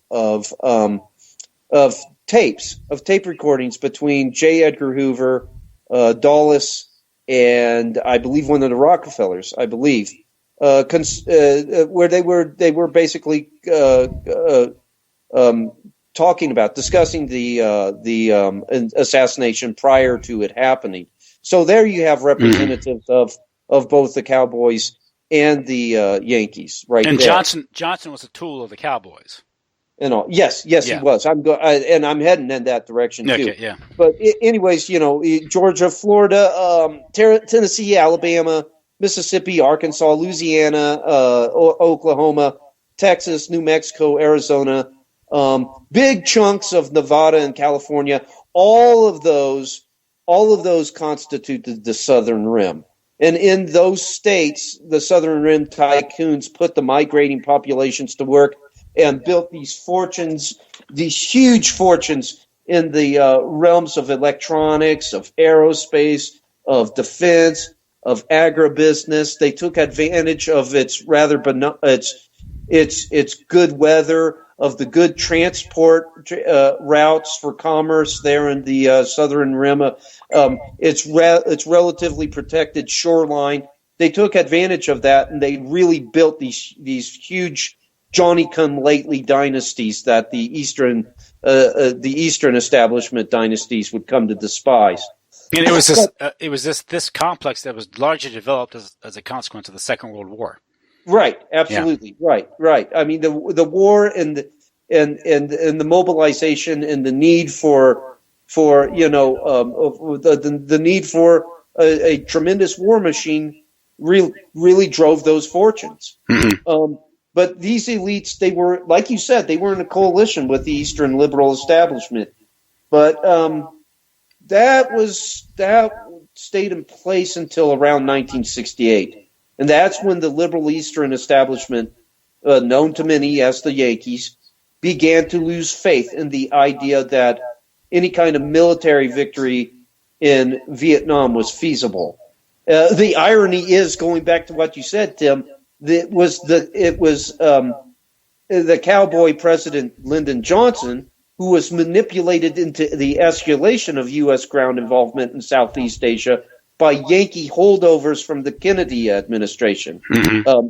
Individuals like Robert McNamara, Dean Rusk, those guys, the wise men, and everything. So the Yankees. You had to bring the heroin somehow. So yeah. Well, that's the thing. That both the Cowboys and the Yankees wanted to control the opium production in Southeast Asia that was previously monopolized by French elites and the Corsican mobs.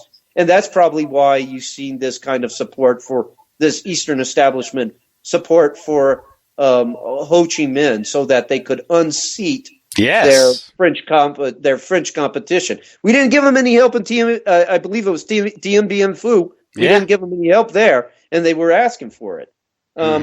The war was getting too expensive, though, and was starting to scare off foreign investment in America. So the Yankees broke with the Cowboys and began pushing for withdrawal. And the Cowboys adopted a victory at all cost kind of platform. And so a great schism, kind of what you could compare to the Great Schism, between the Roman Catholic Church and the Orthodox. A great schism gradually pulled the Yankees and the Cowboys, pulled their coalition to pieces. And so now I got to mention there has been some periodic revivals of the coalition, and there has been attempts to heal that rift. But the unity that was seen prior to 1968 has never really returned. And so the Cowboys. This was the Cold War consensus. Right. That consensus was gone and everything. The Cowboys successfully tapped into the indignation felt by conservatives and right-wing elements who correctly see the United States generally and the southwestern states specifically as victims of establishment occupation and all. Meanwhile, the Yankees, they've successfully gained control of much of the left wing. And they've done this by presenting their globalist agenda as the only viable alternative to environmental degradation, to jingoism, to racism, to intolerance, and many other problems, both real and imagined. This would be like Rockefeller and the Ford Foundation. Right. Stuff. Yeah. But I guess the point to take away from this is this, that both the left and the right in America have been successfully co-opted. Dialectics. Right. Yeah. Right, exactly. And I'm heading that way too, with how the Hegelian dialectic has been imposed upon the culture war. The CMP was initially representative of a kind of Southern Rim co-option of the religious right and conservatism. Later, however, the CMP drew the attention of the Eastern liberal establishment, and so establishment Republicans began insinuating themselves into CMP circles in the hopes of using the group to mobilize evangelicals and conservatives behind Yankee initiatives. And this political consciousness on the part of so many Christians in the United States would open up a vast opportunity for fundraising through direct mail. Oh, absolutely! Like through the efforts of Richard Viguerie. And what are his connections to the intel community? Oh well, Richard Viguerie actually was part of Edwin Wilson's whole network of basically the private CIA that he had set up on behalf of Ted Shackley and Ted Shackley's second in command, Tom Clines. These were the victims of Carter's, was it Halloween Massacre they called it? Yeah, the victims of the Halloween. Yeah. They were victims of the Halloween Massacre. They were effectively disenfranchised.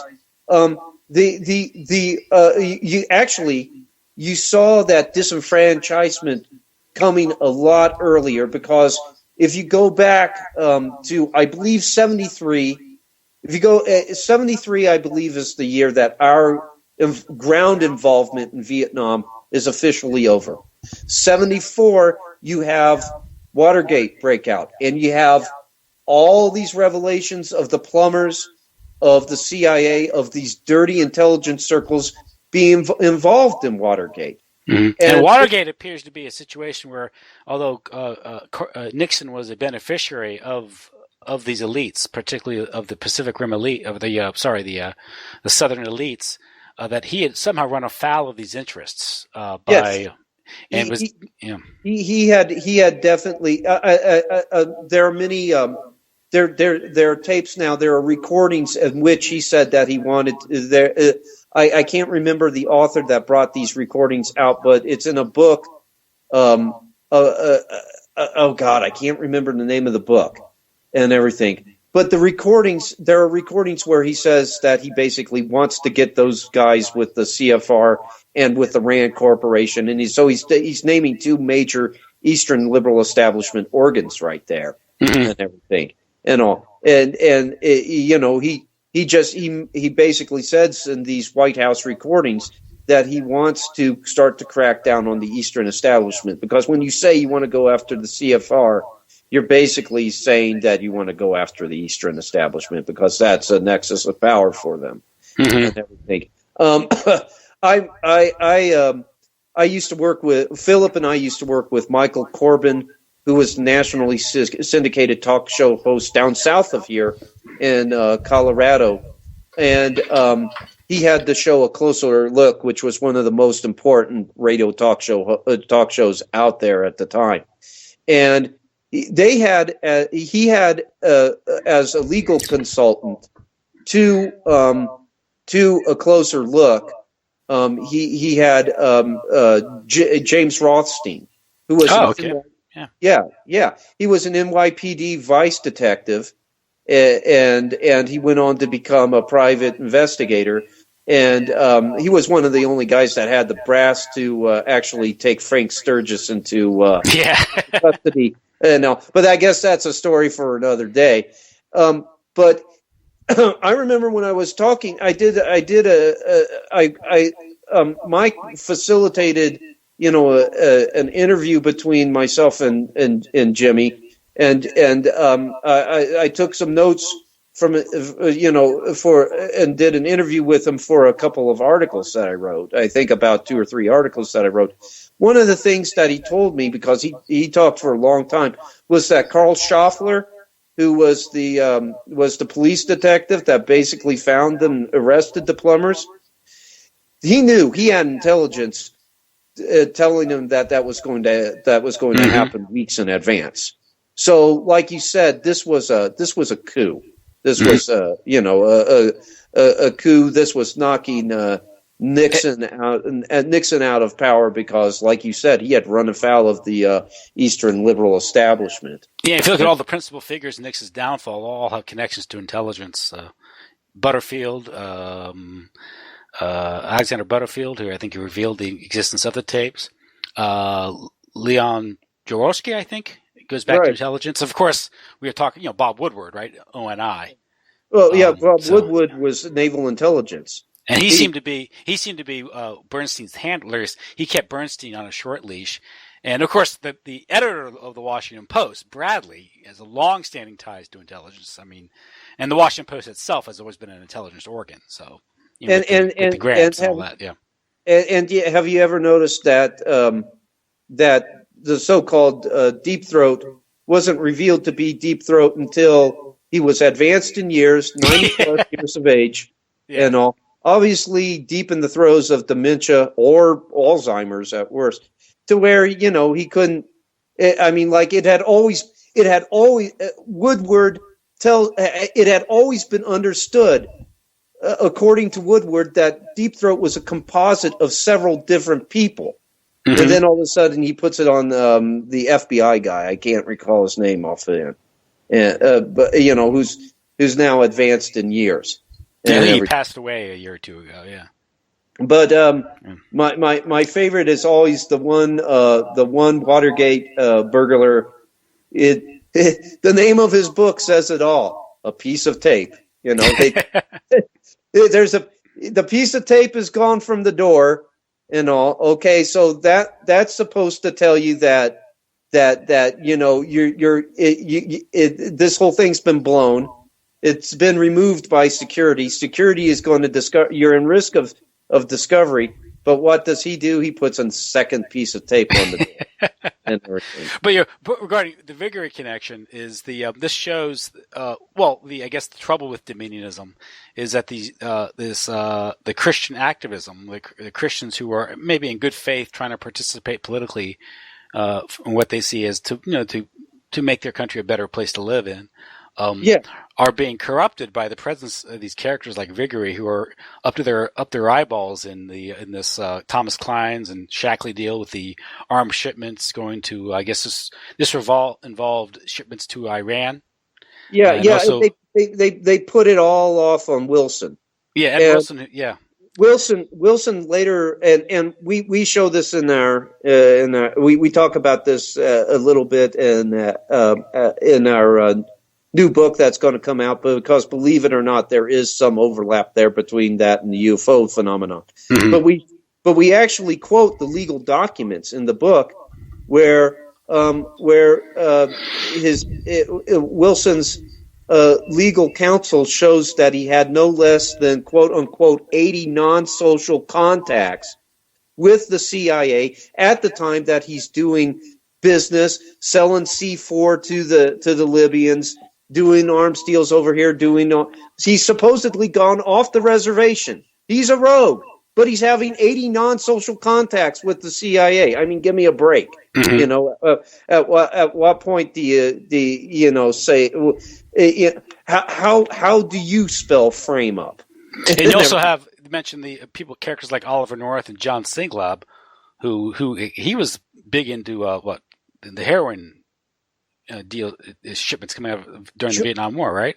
General John Singlob worked on behalf of Vong Pao to give Vong Pao, who was the opium warlord who headed up the Hmong tribe, to give him a monopoly over opium crops. And the way that he did that was through conducting airstrikes that just blew the hell out of his competition. Mm-hmm. And everything. And and then how else are you going to fight? How else are you going to fight communism? Exactly, and everything. But that's funny because I think Iran Contra, the backstory of Iran Contra isn't the illegal arms shipments. The sales proceeds going to the Contras. It's the fact that the CIA was caught red-handed shipping cocaine into the country. Right. Which no one seems to, doesn't seem to get as much press. Of course, when it does get press, the reporters who report it their careers don't turn out well. So. Right. No, they don't. But Singlob, it's interesting because he went on to head up the World Anti-Communist League after Roger Pearson just was a public relations disaster. I mean, an obvious, upfront Nazi eugenicist and everything. And so he was supposed to, give it a PR overhaul, and he did in the eyes of the ADL, because the ADL ended up saying, well, they they were all these things, but now they're not. After, well, the ADL's ADL. Well, yeah, that's another story. With their mobster connections and everything else. Well, that's another thing. You realize at that level, Nazis and Zionists, they all work together. Yeah. Oh, absolutely. Well, you've the broader entered the world. Is these ideologies and theologies are playthings to these people. Yeah, you've entered a world where Rafik Harari and one other individual, I can't remember his name, but Rafik Harari is a Mossad agent, and he's over here in South America working with Klaus Barbie, and everything. Yeah. So. You had these two Mossad agents working with the butcher of Leon. At what point do you say that you've reached a point where it's just ideological camouflage? Yeah, because that goes back to the old saying. Was it the Trotskys make the revolution, the Bronsteins pay for it? Zionism needed needed the Nazis. They needed the war to bring about the fulfillment of the Zionist project, and at some level there was an attempt to exacerbate the conflict, the crisis, right? And so they did not want. I mean, obviously, their political. This goes back to their political vision. The Zionist political vision was more important than the suffering of millions and millions of European Jews. Absolutely. And there the Zionists found overlap with the Atlanticists, and so there was a symbiotic relationship there too, because the Atlanticists said, hey, we have to follow what Alfred Mackinder said. You can't have an alliance between Russia and Germany ever. You got to keep those two fighting one another. So let's fund Hitler over here, to basically fight against the Russians, to fight against the Soviet Union and everything. So, it's just, there's a strange, very, very strange confluence in the world when you look at it on this sub rosa level. When you're trying to dominate the world, it's hard to find some sort of moral consistency or principles. Right. It's constantly shifting alliances and it's ideologies, and there's no good or bad. There's no good. When you're looking to selectively park your moralities, there's always a parking lot somewhere. Yeah, and that's the way they look at it. I mean, Richard Secord found it during Iran-Contra. They asked him, they asked him because he's selling basically crap to the Contras, and that's what caused a few of them to roll over on Secord and Albert Hakim, I believe, was his partner. Yeah, in crime. They were selling all this defective stuff to the Contras and just making making money. And he was asked by the committee when it was being investigated, and what was your motive here? Because you're making money, but you're saying that you're doing this out of patriotism. So which was it? Was it love of country or was it money? And his answer is just classic. He's like, well, can't I have two motives? Yeah, I remember that. Yeah, we're in business, and the fact that you're sending in weaponry to destabilize a region in order to facilitate more business, I guess, because you destabilize, you get the need for the weapon, you create the instability, you create the fear, the justification for more intervention. At the same time, you're creating a conduit for drugs to be flown back into the country, to be sold, the proceeds of which, will go to fund more weaponry. It's like a vicious circle, and to them, it's just a business. They don't, at the same time, the cocaine's being used to destroy, parts of places like South Central LA. Yeah, absolutely. I mean, it's being transformed into crack and creating the crack epidemic. And if you read people like the claims of Catherine Austin Fitts, this is being done to destroy neighborhoods in order to eventually gentrify the area and make money, because you can destroy the neighborhood, destroy property values, and buy up for a song and sell it as a profit. 10, 15 years later down the road. Well, what happens there basically is that the crime rate goes up. Mm-hmm. The people are forced out of the neighborhood. They drop their houses on the market. The market value of the house goes down, And then when things begin to subside, these rich and powerful interests go in and buy up those houses, that real estate for pennies on a dollar. Mm-hmm. I mean, and I remember Michael Rupert, who looked into this, once said, when they do this in some other country, it's called ethnic cleansing.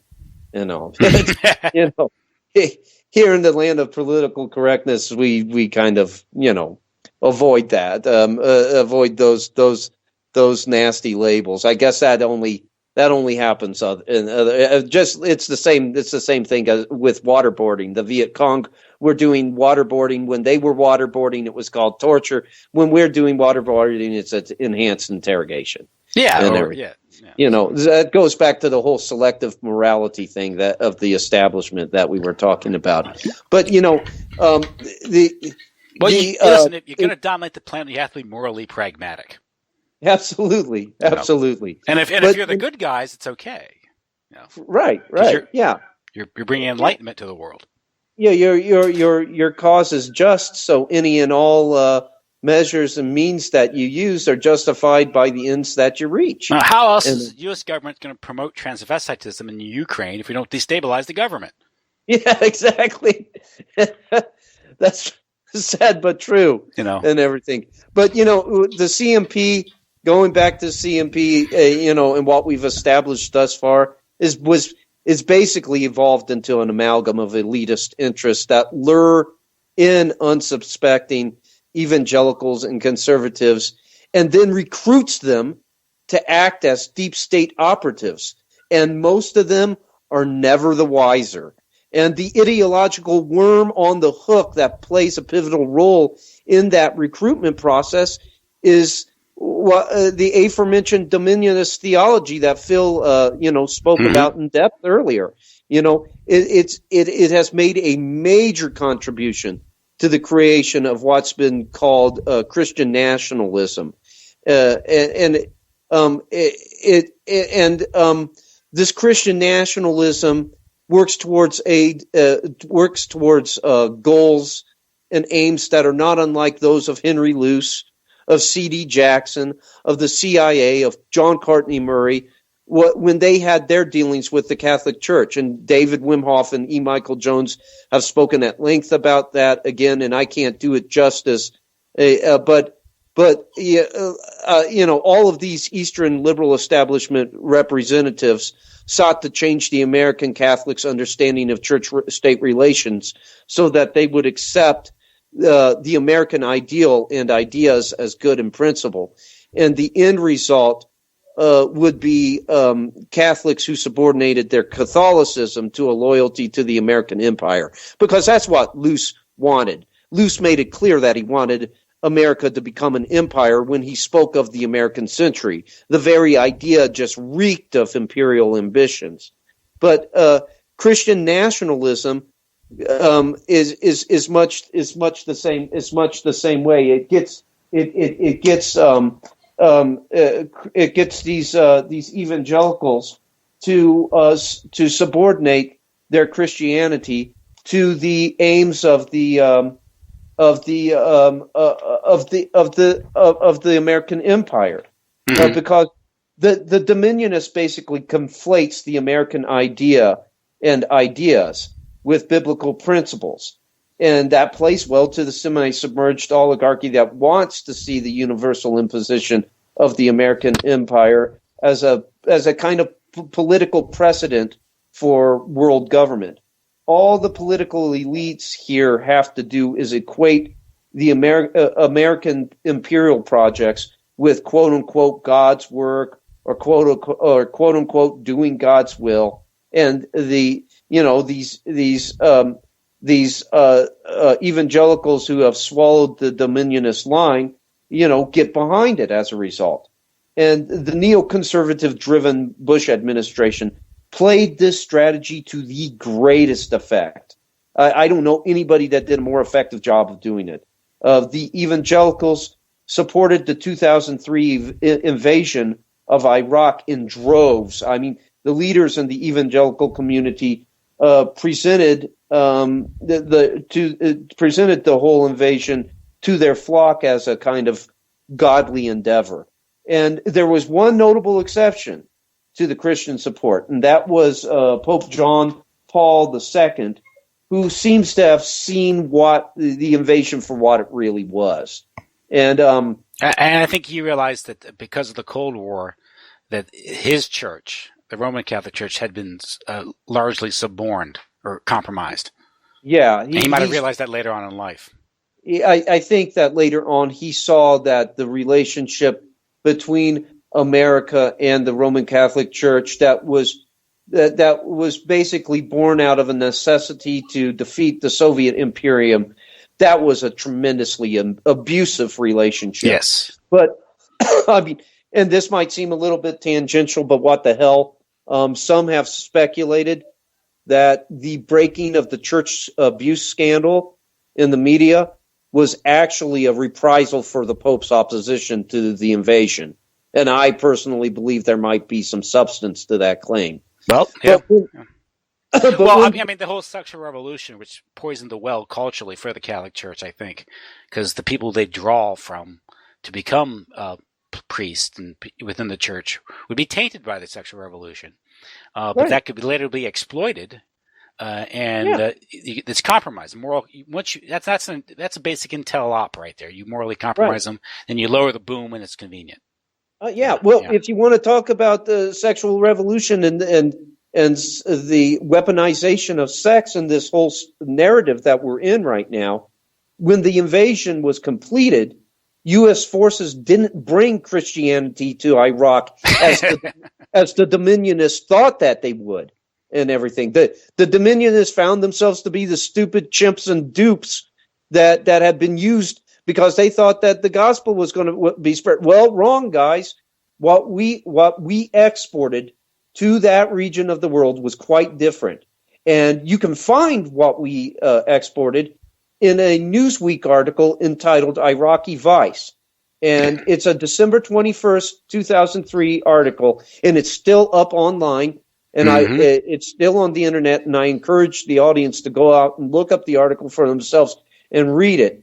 But the article describes what the Iraqis call, quote, the bad side of freedom, which is the free flow of pornography that followed the invasion. See, prior to the invasion, there was, in the article's words, a quote-unquote committee in the Ministry of Culture that, quote, kept a strict watch against even mildly naughty movies, magazines, and films, unquote.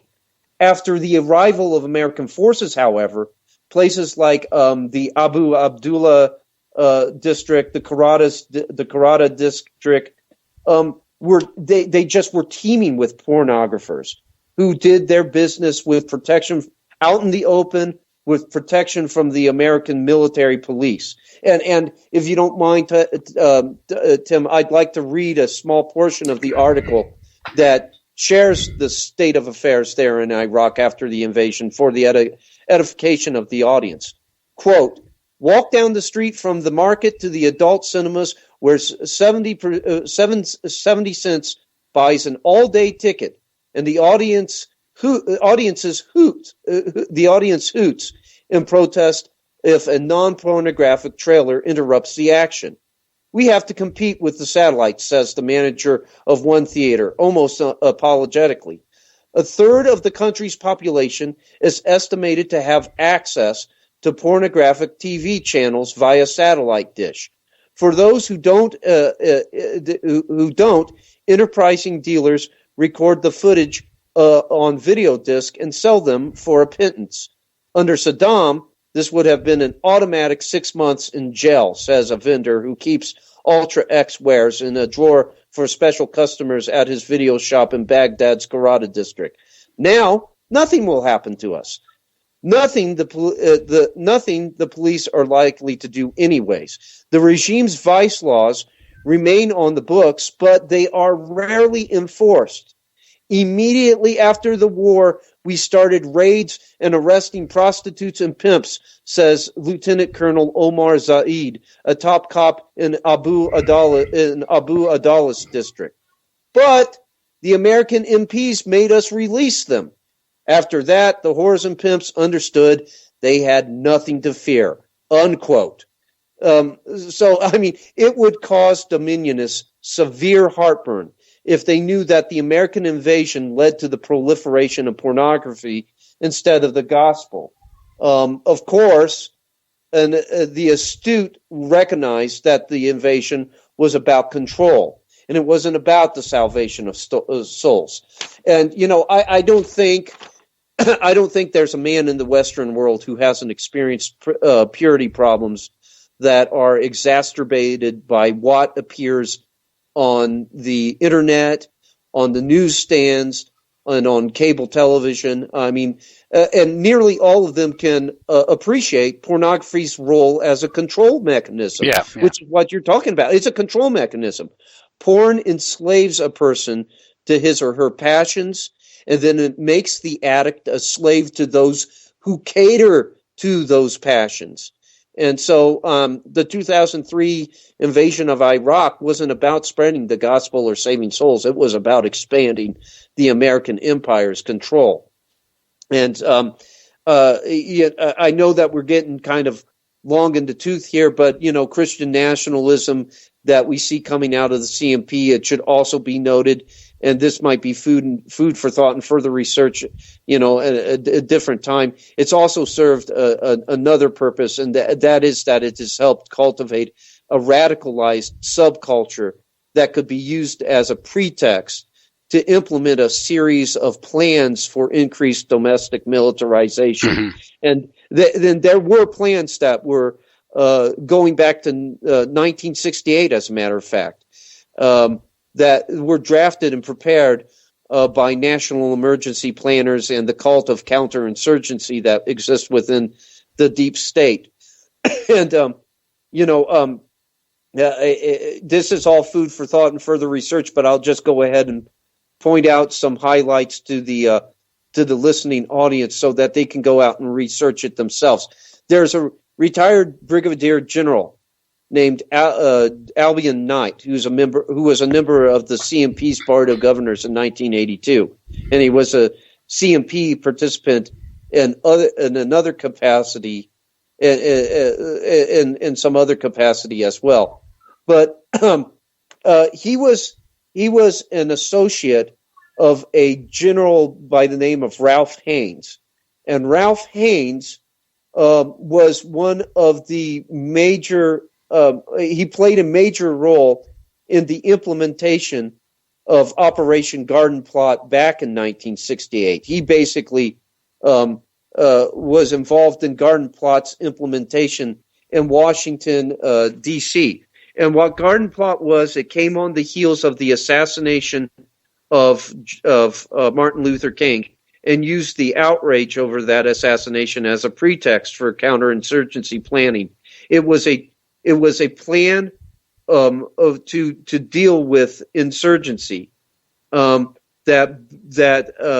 basically led to the imposition could lead to the imposition of martial law, and it targeted anti-war protesters.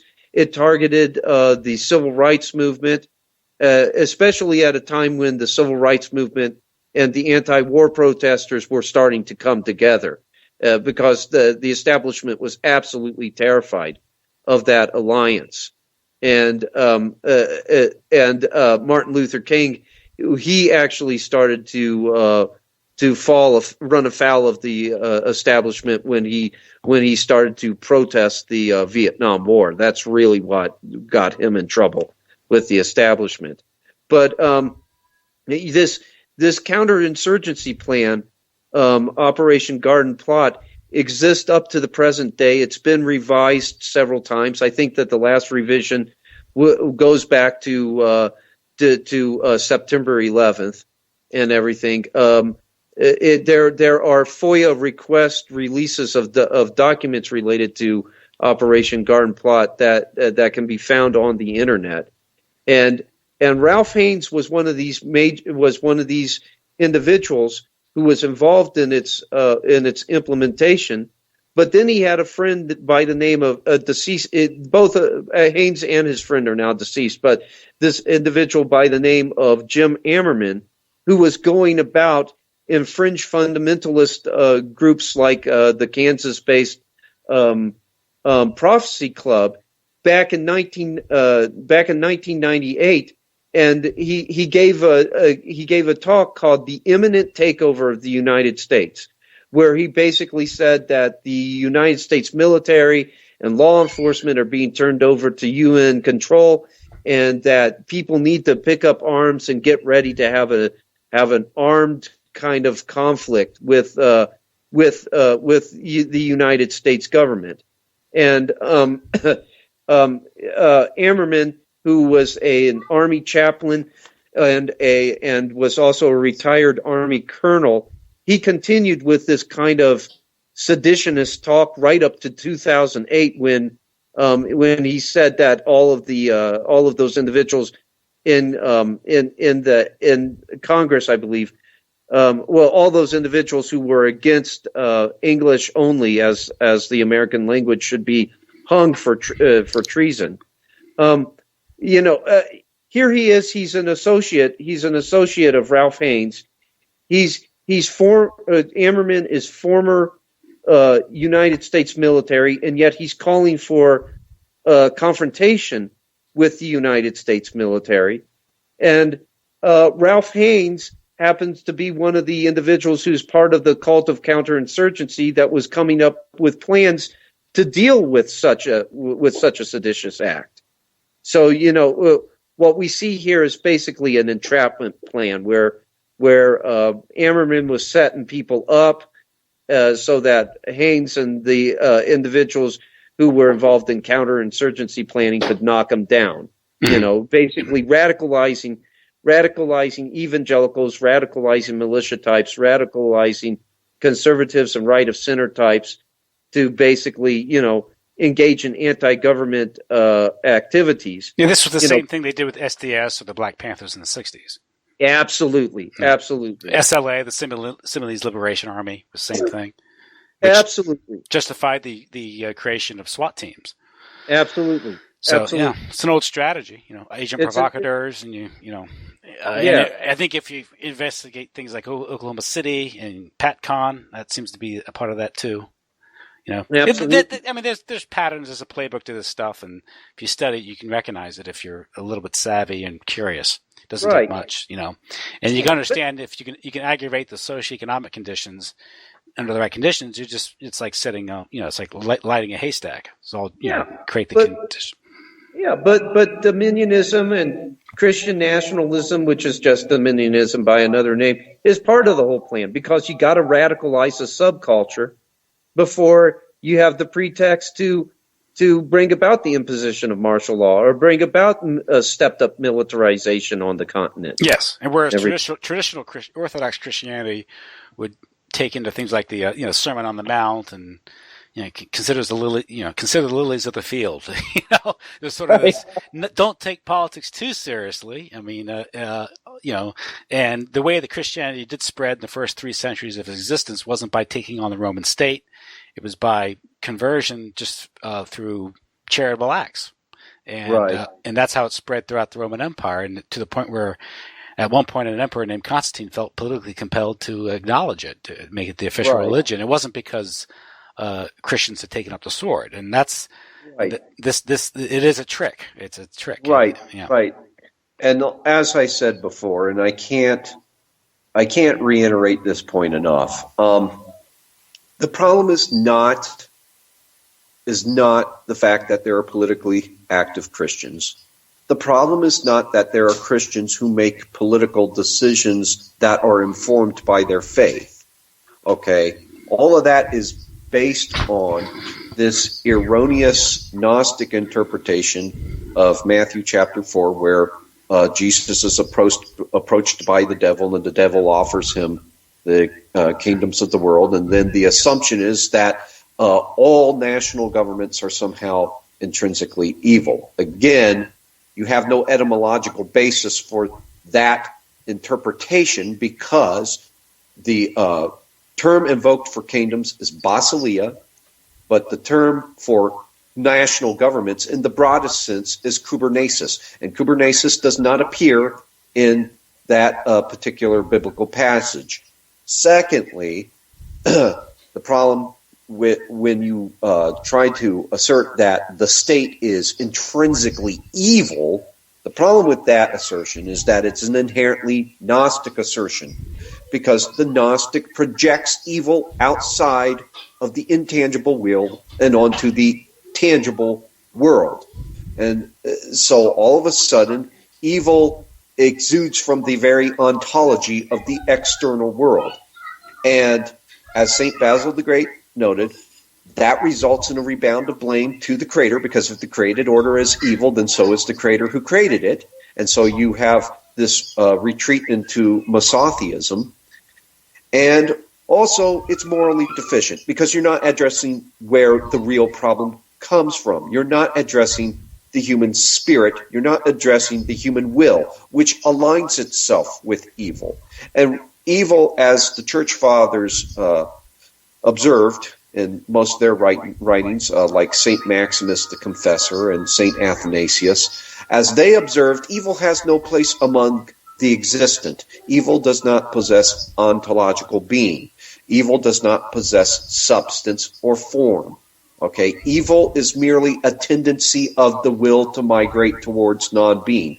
God brought everything into being from non-being. Evil reverses that process and returns everything back to non-being, which is part of the trap of Gnosticism, because Gnosticism actually encourages the migration back towards non-being by encouraging the destruction of the corporeal, physical world.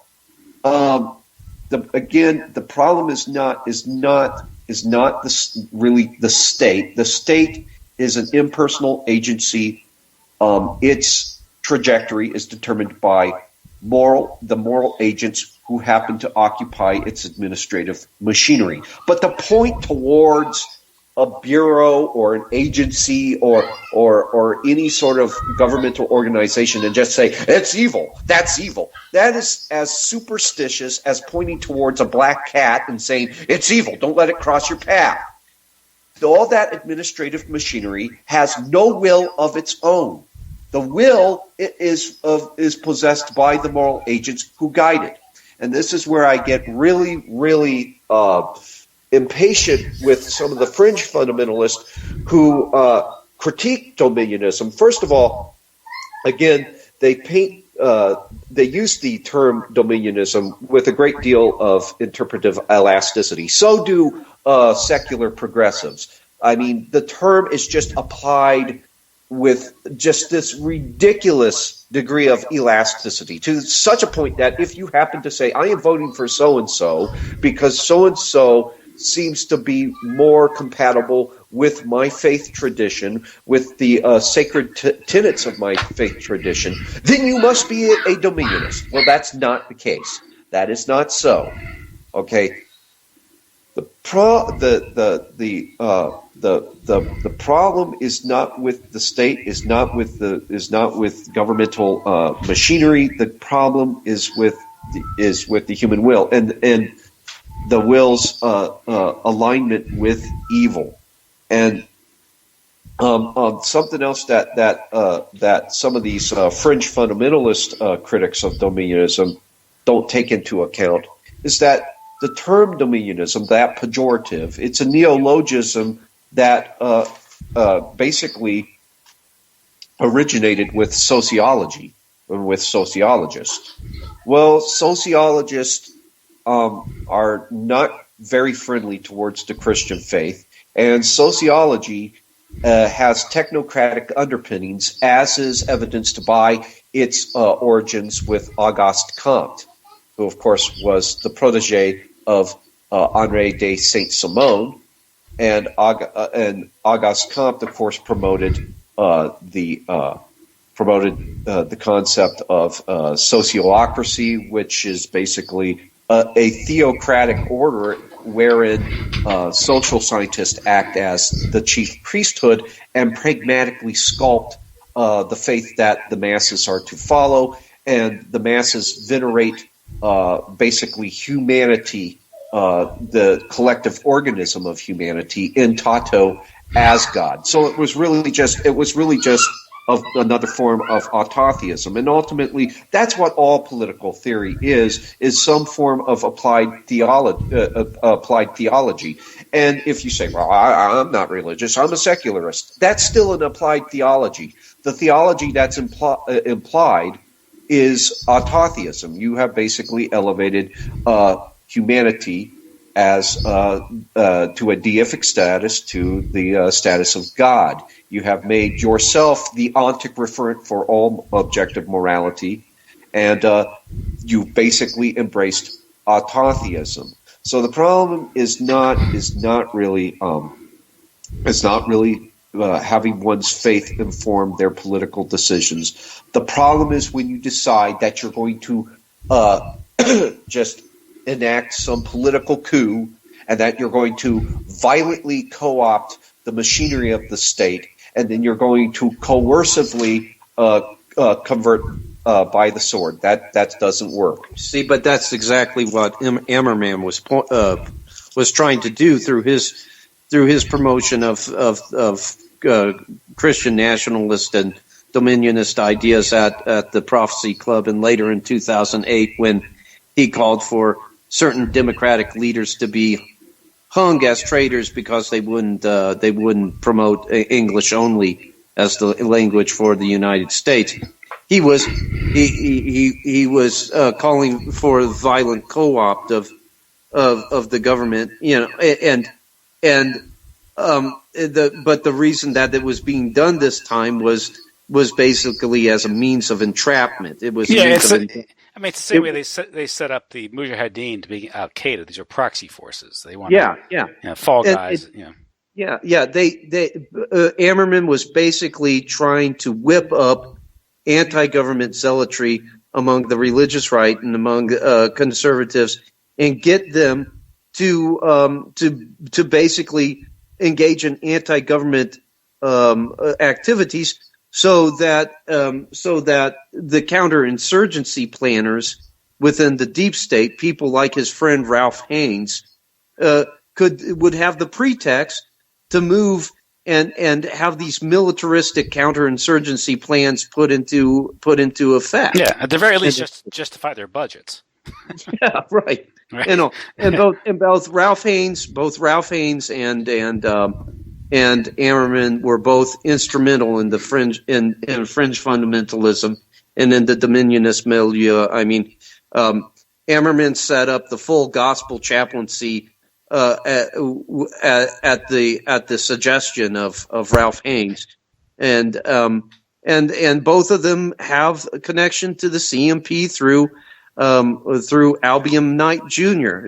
This brigadier general who was there right at the very beginning of the CMP in 1982, and everything. They're being set up. So, regarding secularization or secularism, I'll quote Chesterton. He said, "When men choose not to believe in God, they do not thereafter believe in nothing, then become capable of believing in anything."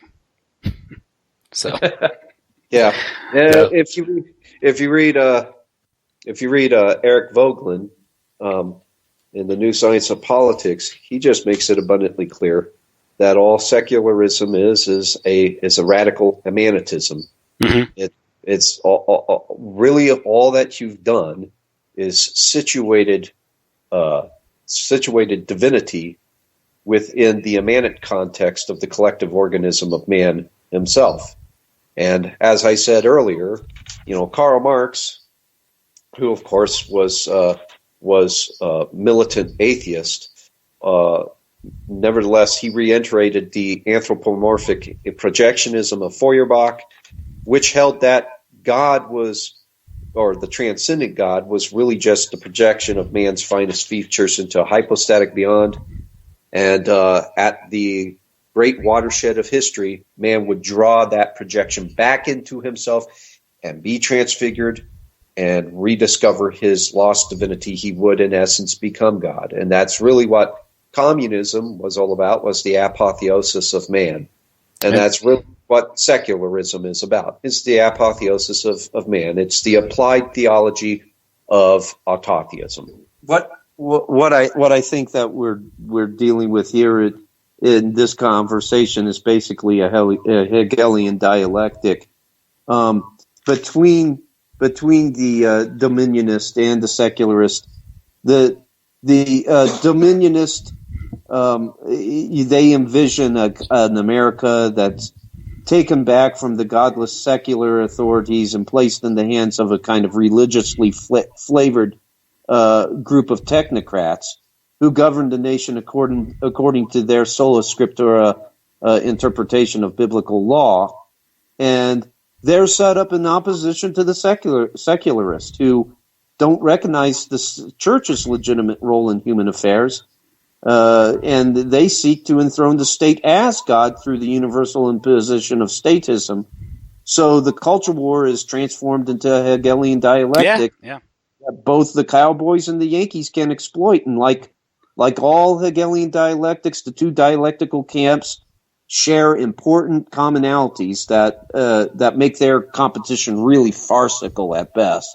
Both the dominionist and the secularist seem to incorporate a heavy dose of technocratic ideas into their models of government, and that commonality guarantees that representative government and any genuine democratic experiment in America is effectively undermined. And the whole time that they're duking it out, I think that the excluded middle is just ignored, and the excluded middle is basically the traditional Christian concept of a confessional state, which acknowledges the valid role of both the church and the state. And so you have a balance there. It acknowledges the fact that both the secular state and the church have a valid and proper place in human affairs. And it creates institutions that which the individual has some sort of corporate defense or representation against the cold state, the corporate state. Right.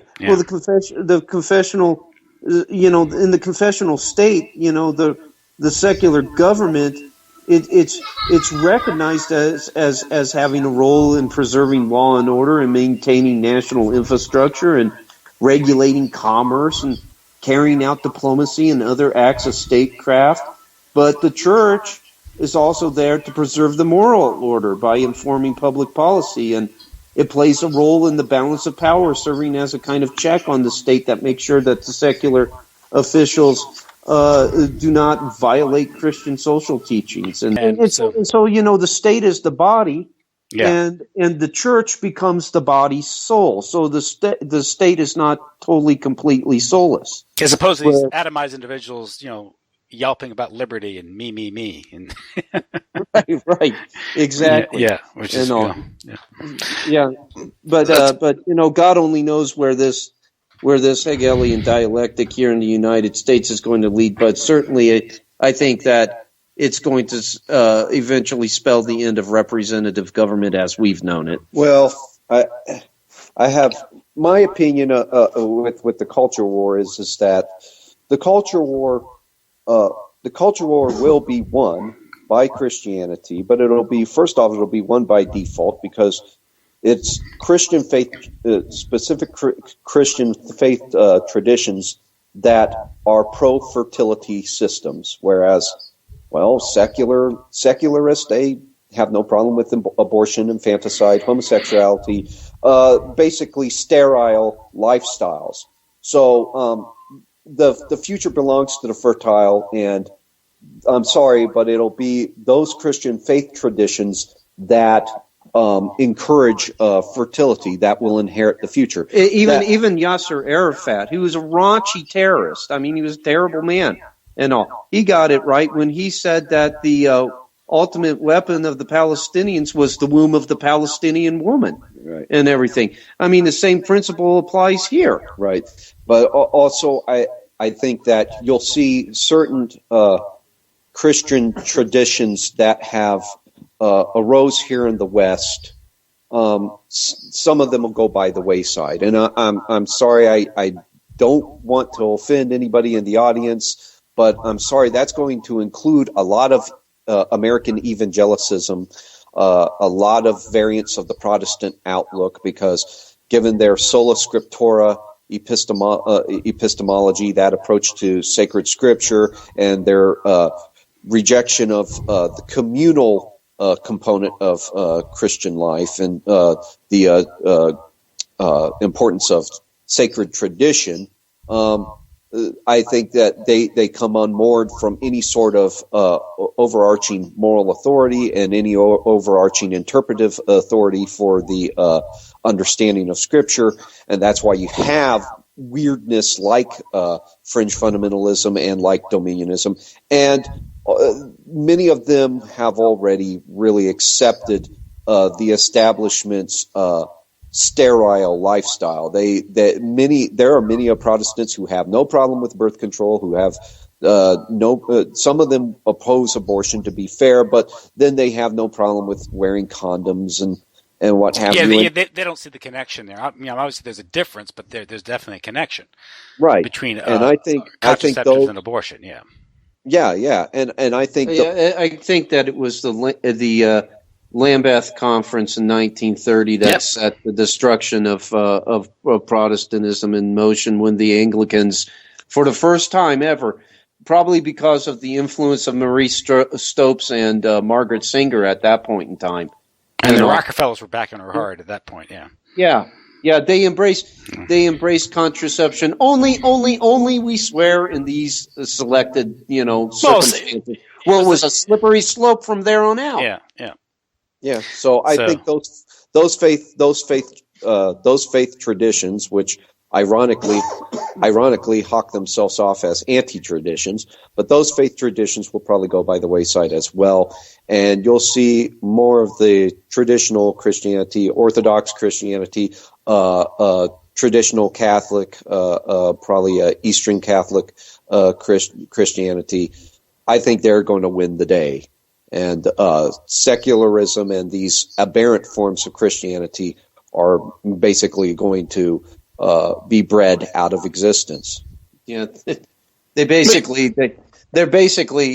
modernity wrapped up in a kind of Christian garb, and at the end of the day, it's kind of a practical atheism, because they claim to believe in God, but they've accepted all the pillars of modernity and all of the staples of modernity. And I mean, look at their quote unquote churches now and what they've devolved into, like their former their former grocery markets where they're holding rock concerts, and that's worship. Yeah.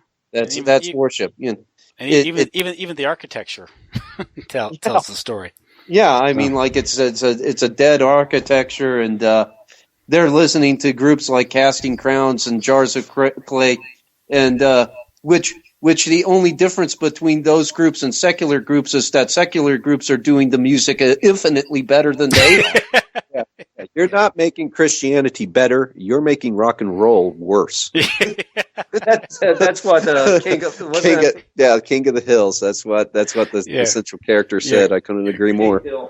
Christian rock. Yeah. Sorry, it's not gonna work. So. No. So, listen, thanks for spending so much time. I know, we're coming close to 3 hours. Wow. Okay. Oh, holy cow! I am sorry. Well, no, I mean, it's fitting. Long. It's a fitting. It's it's a fitting for the. It's enough time for the issue. I mean, it is.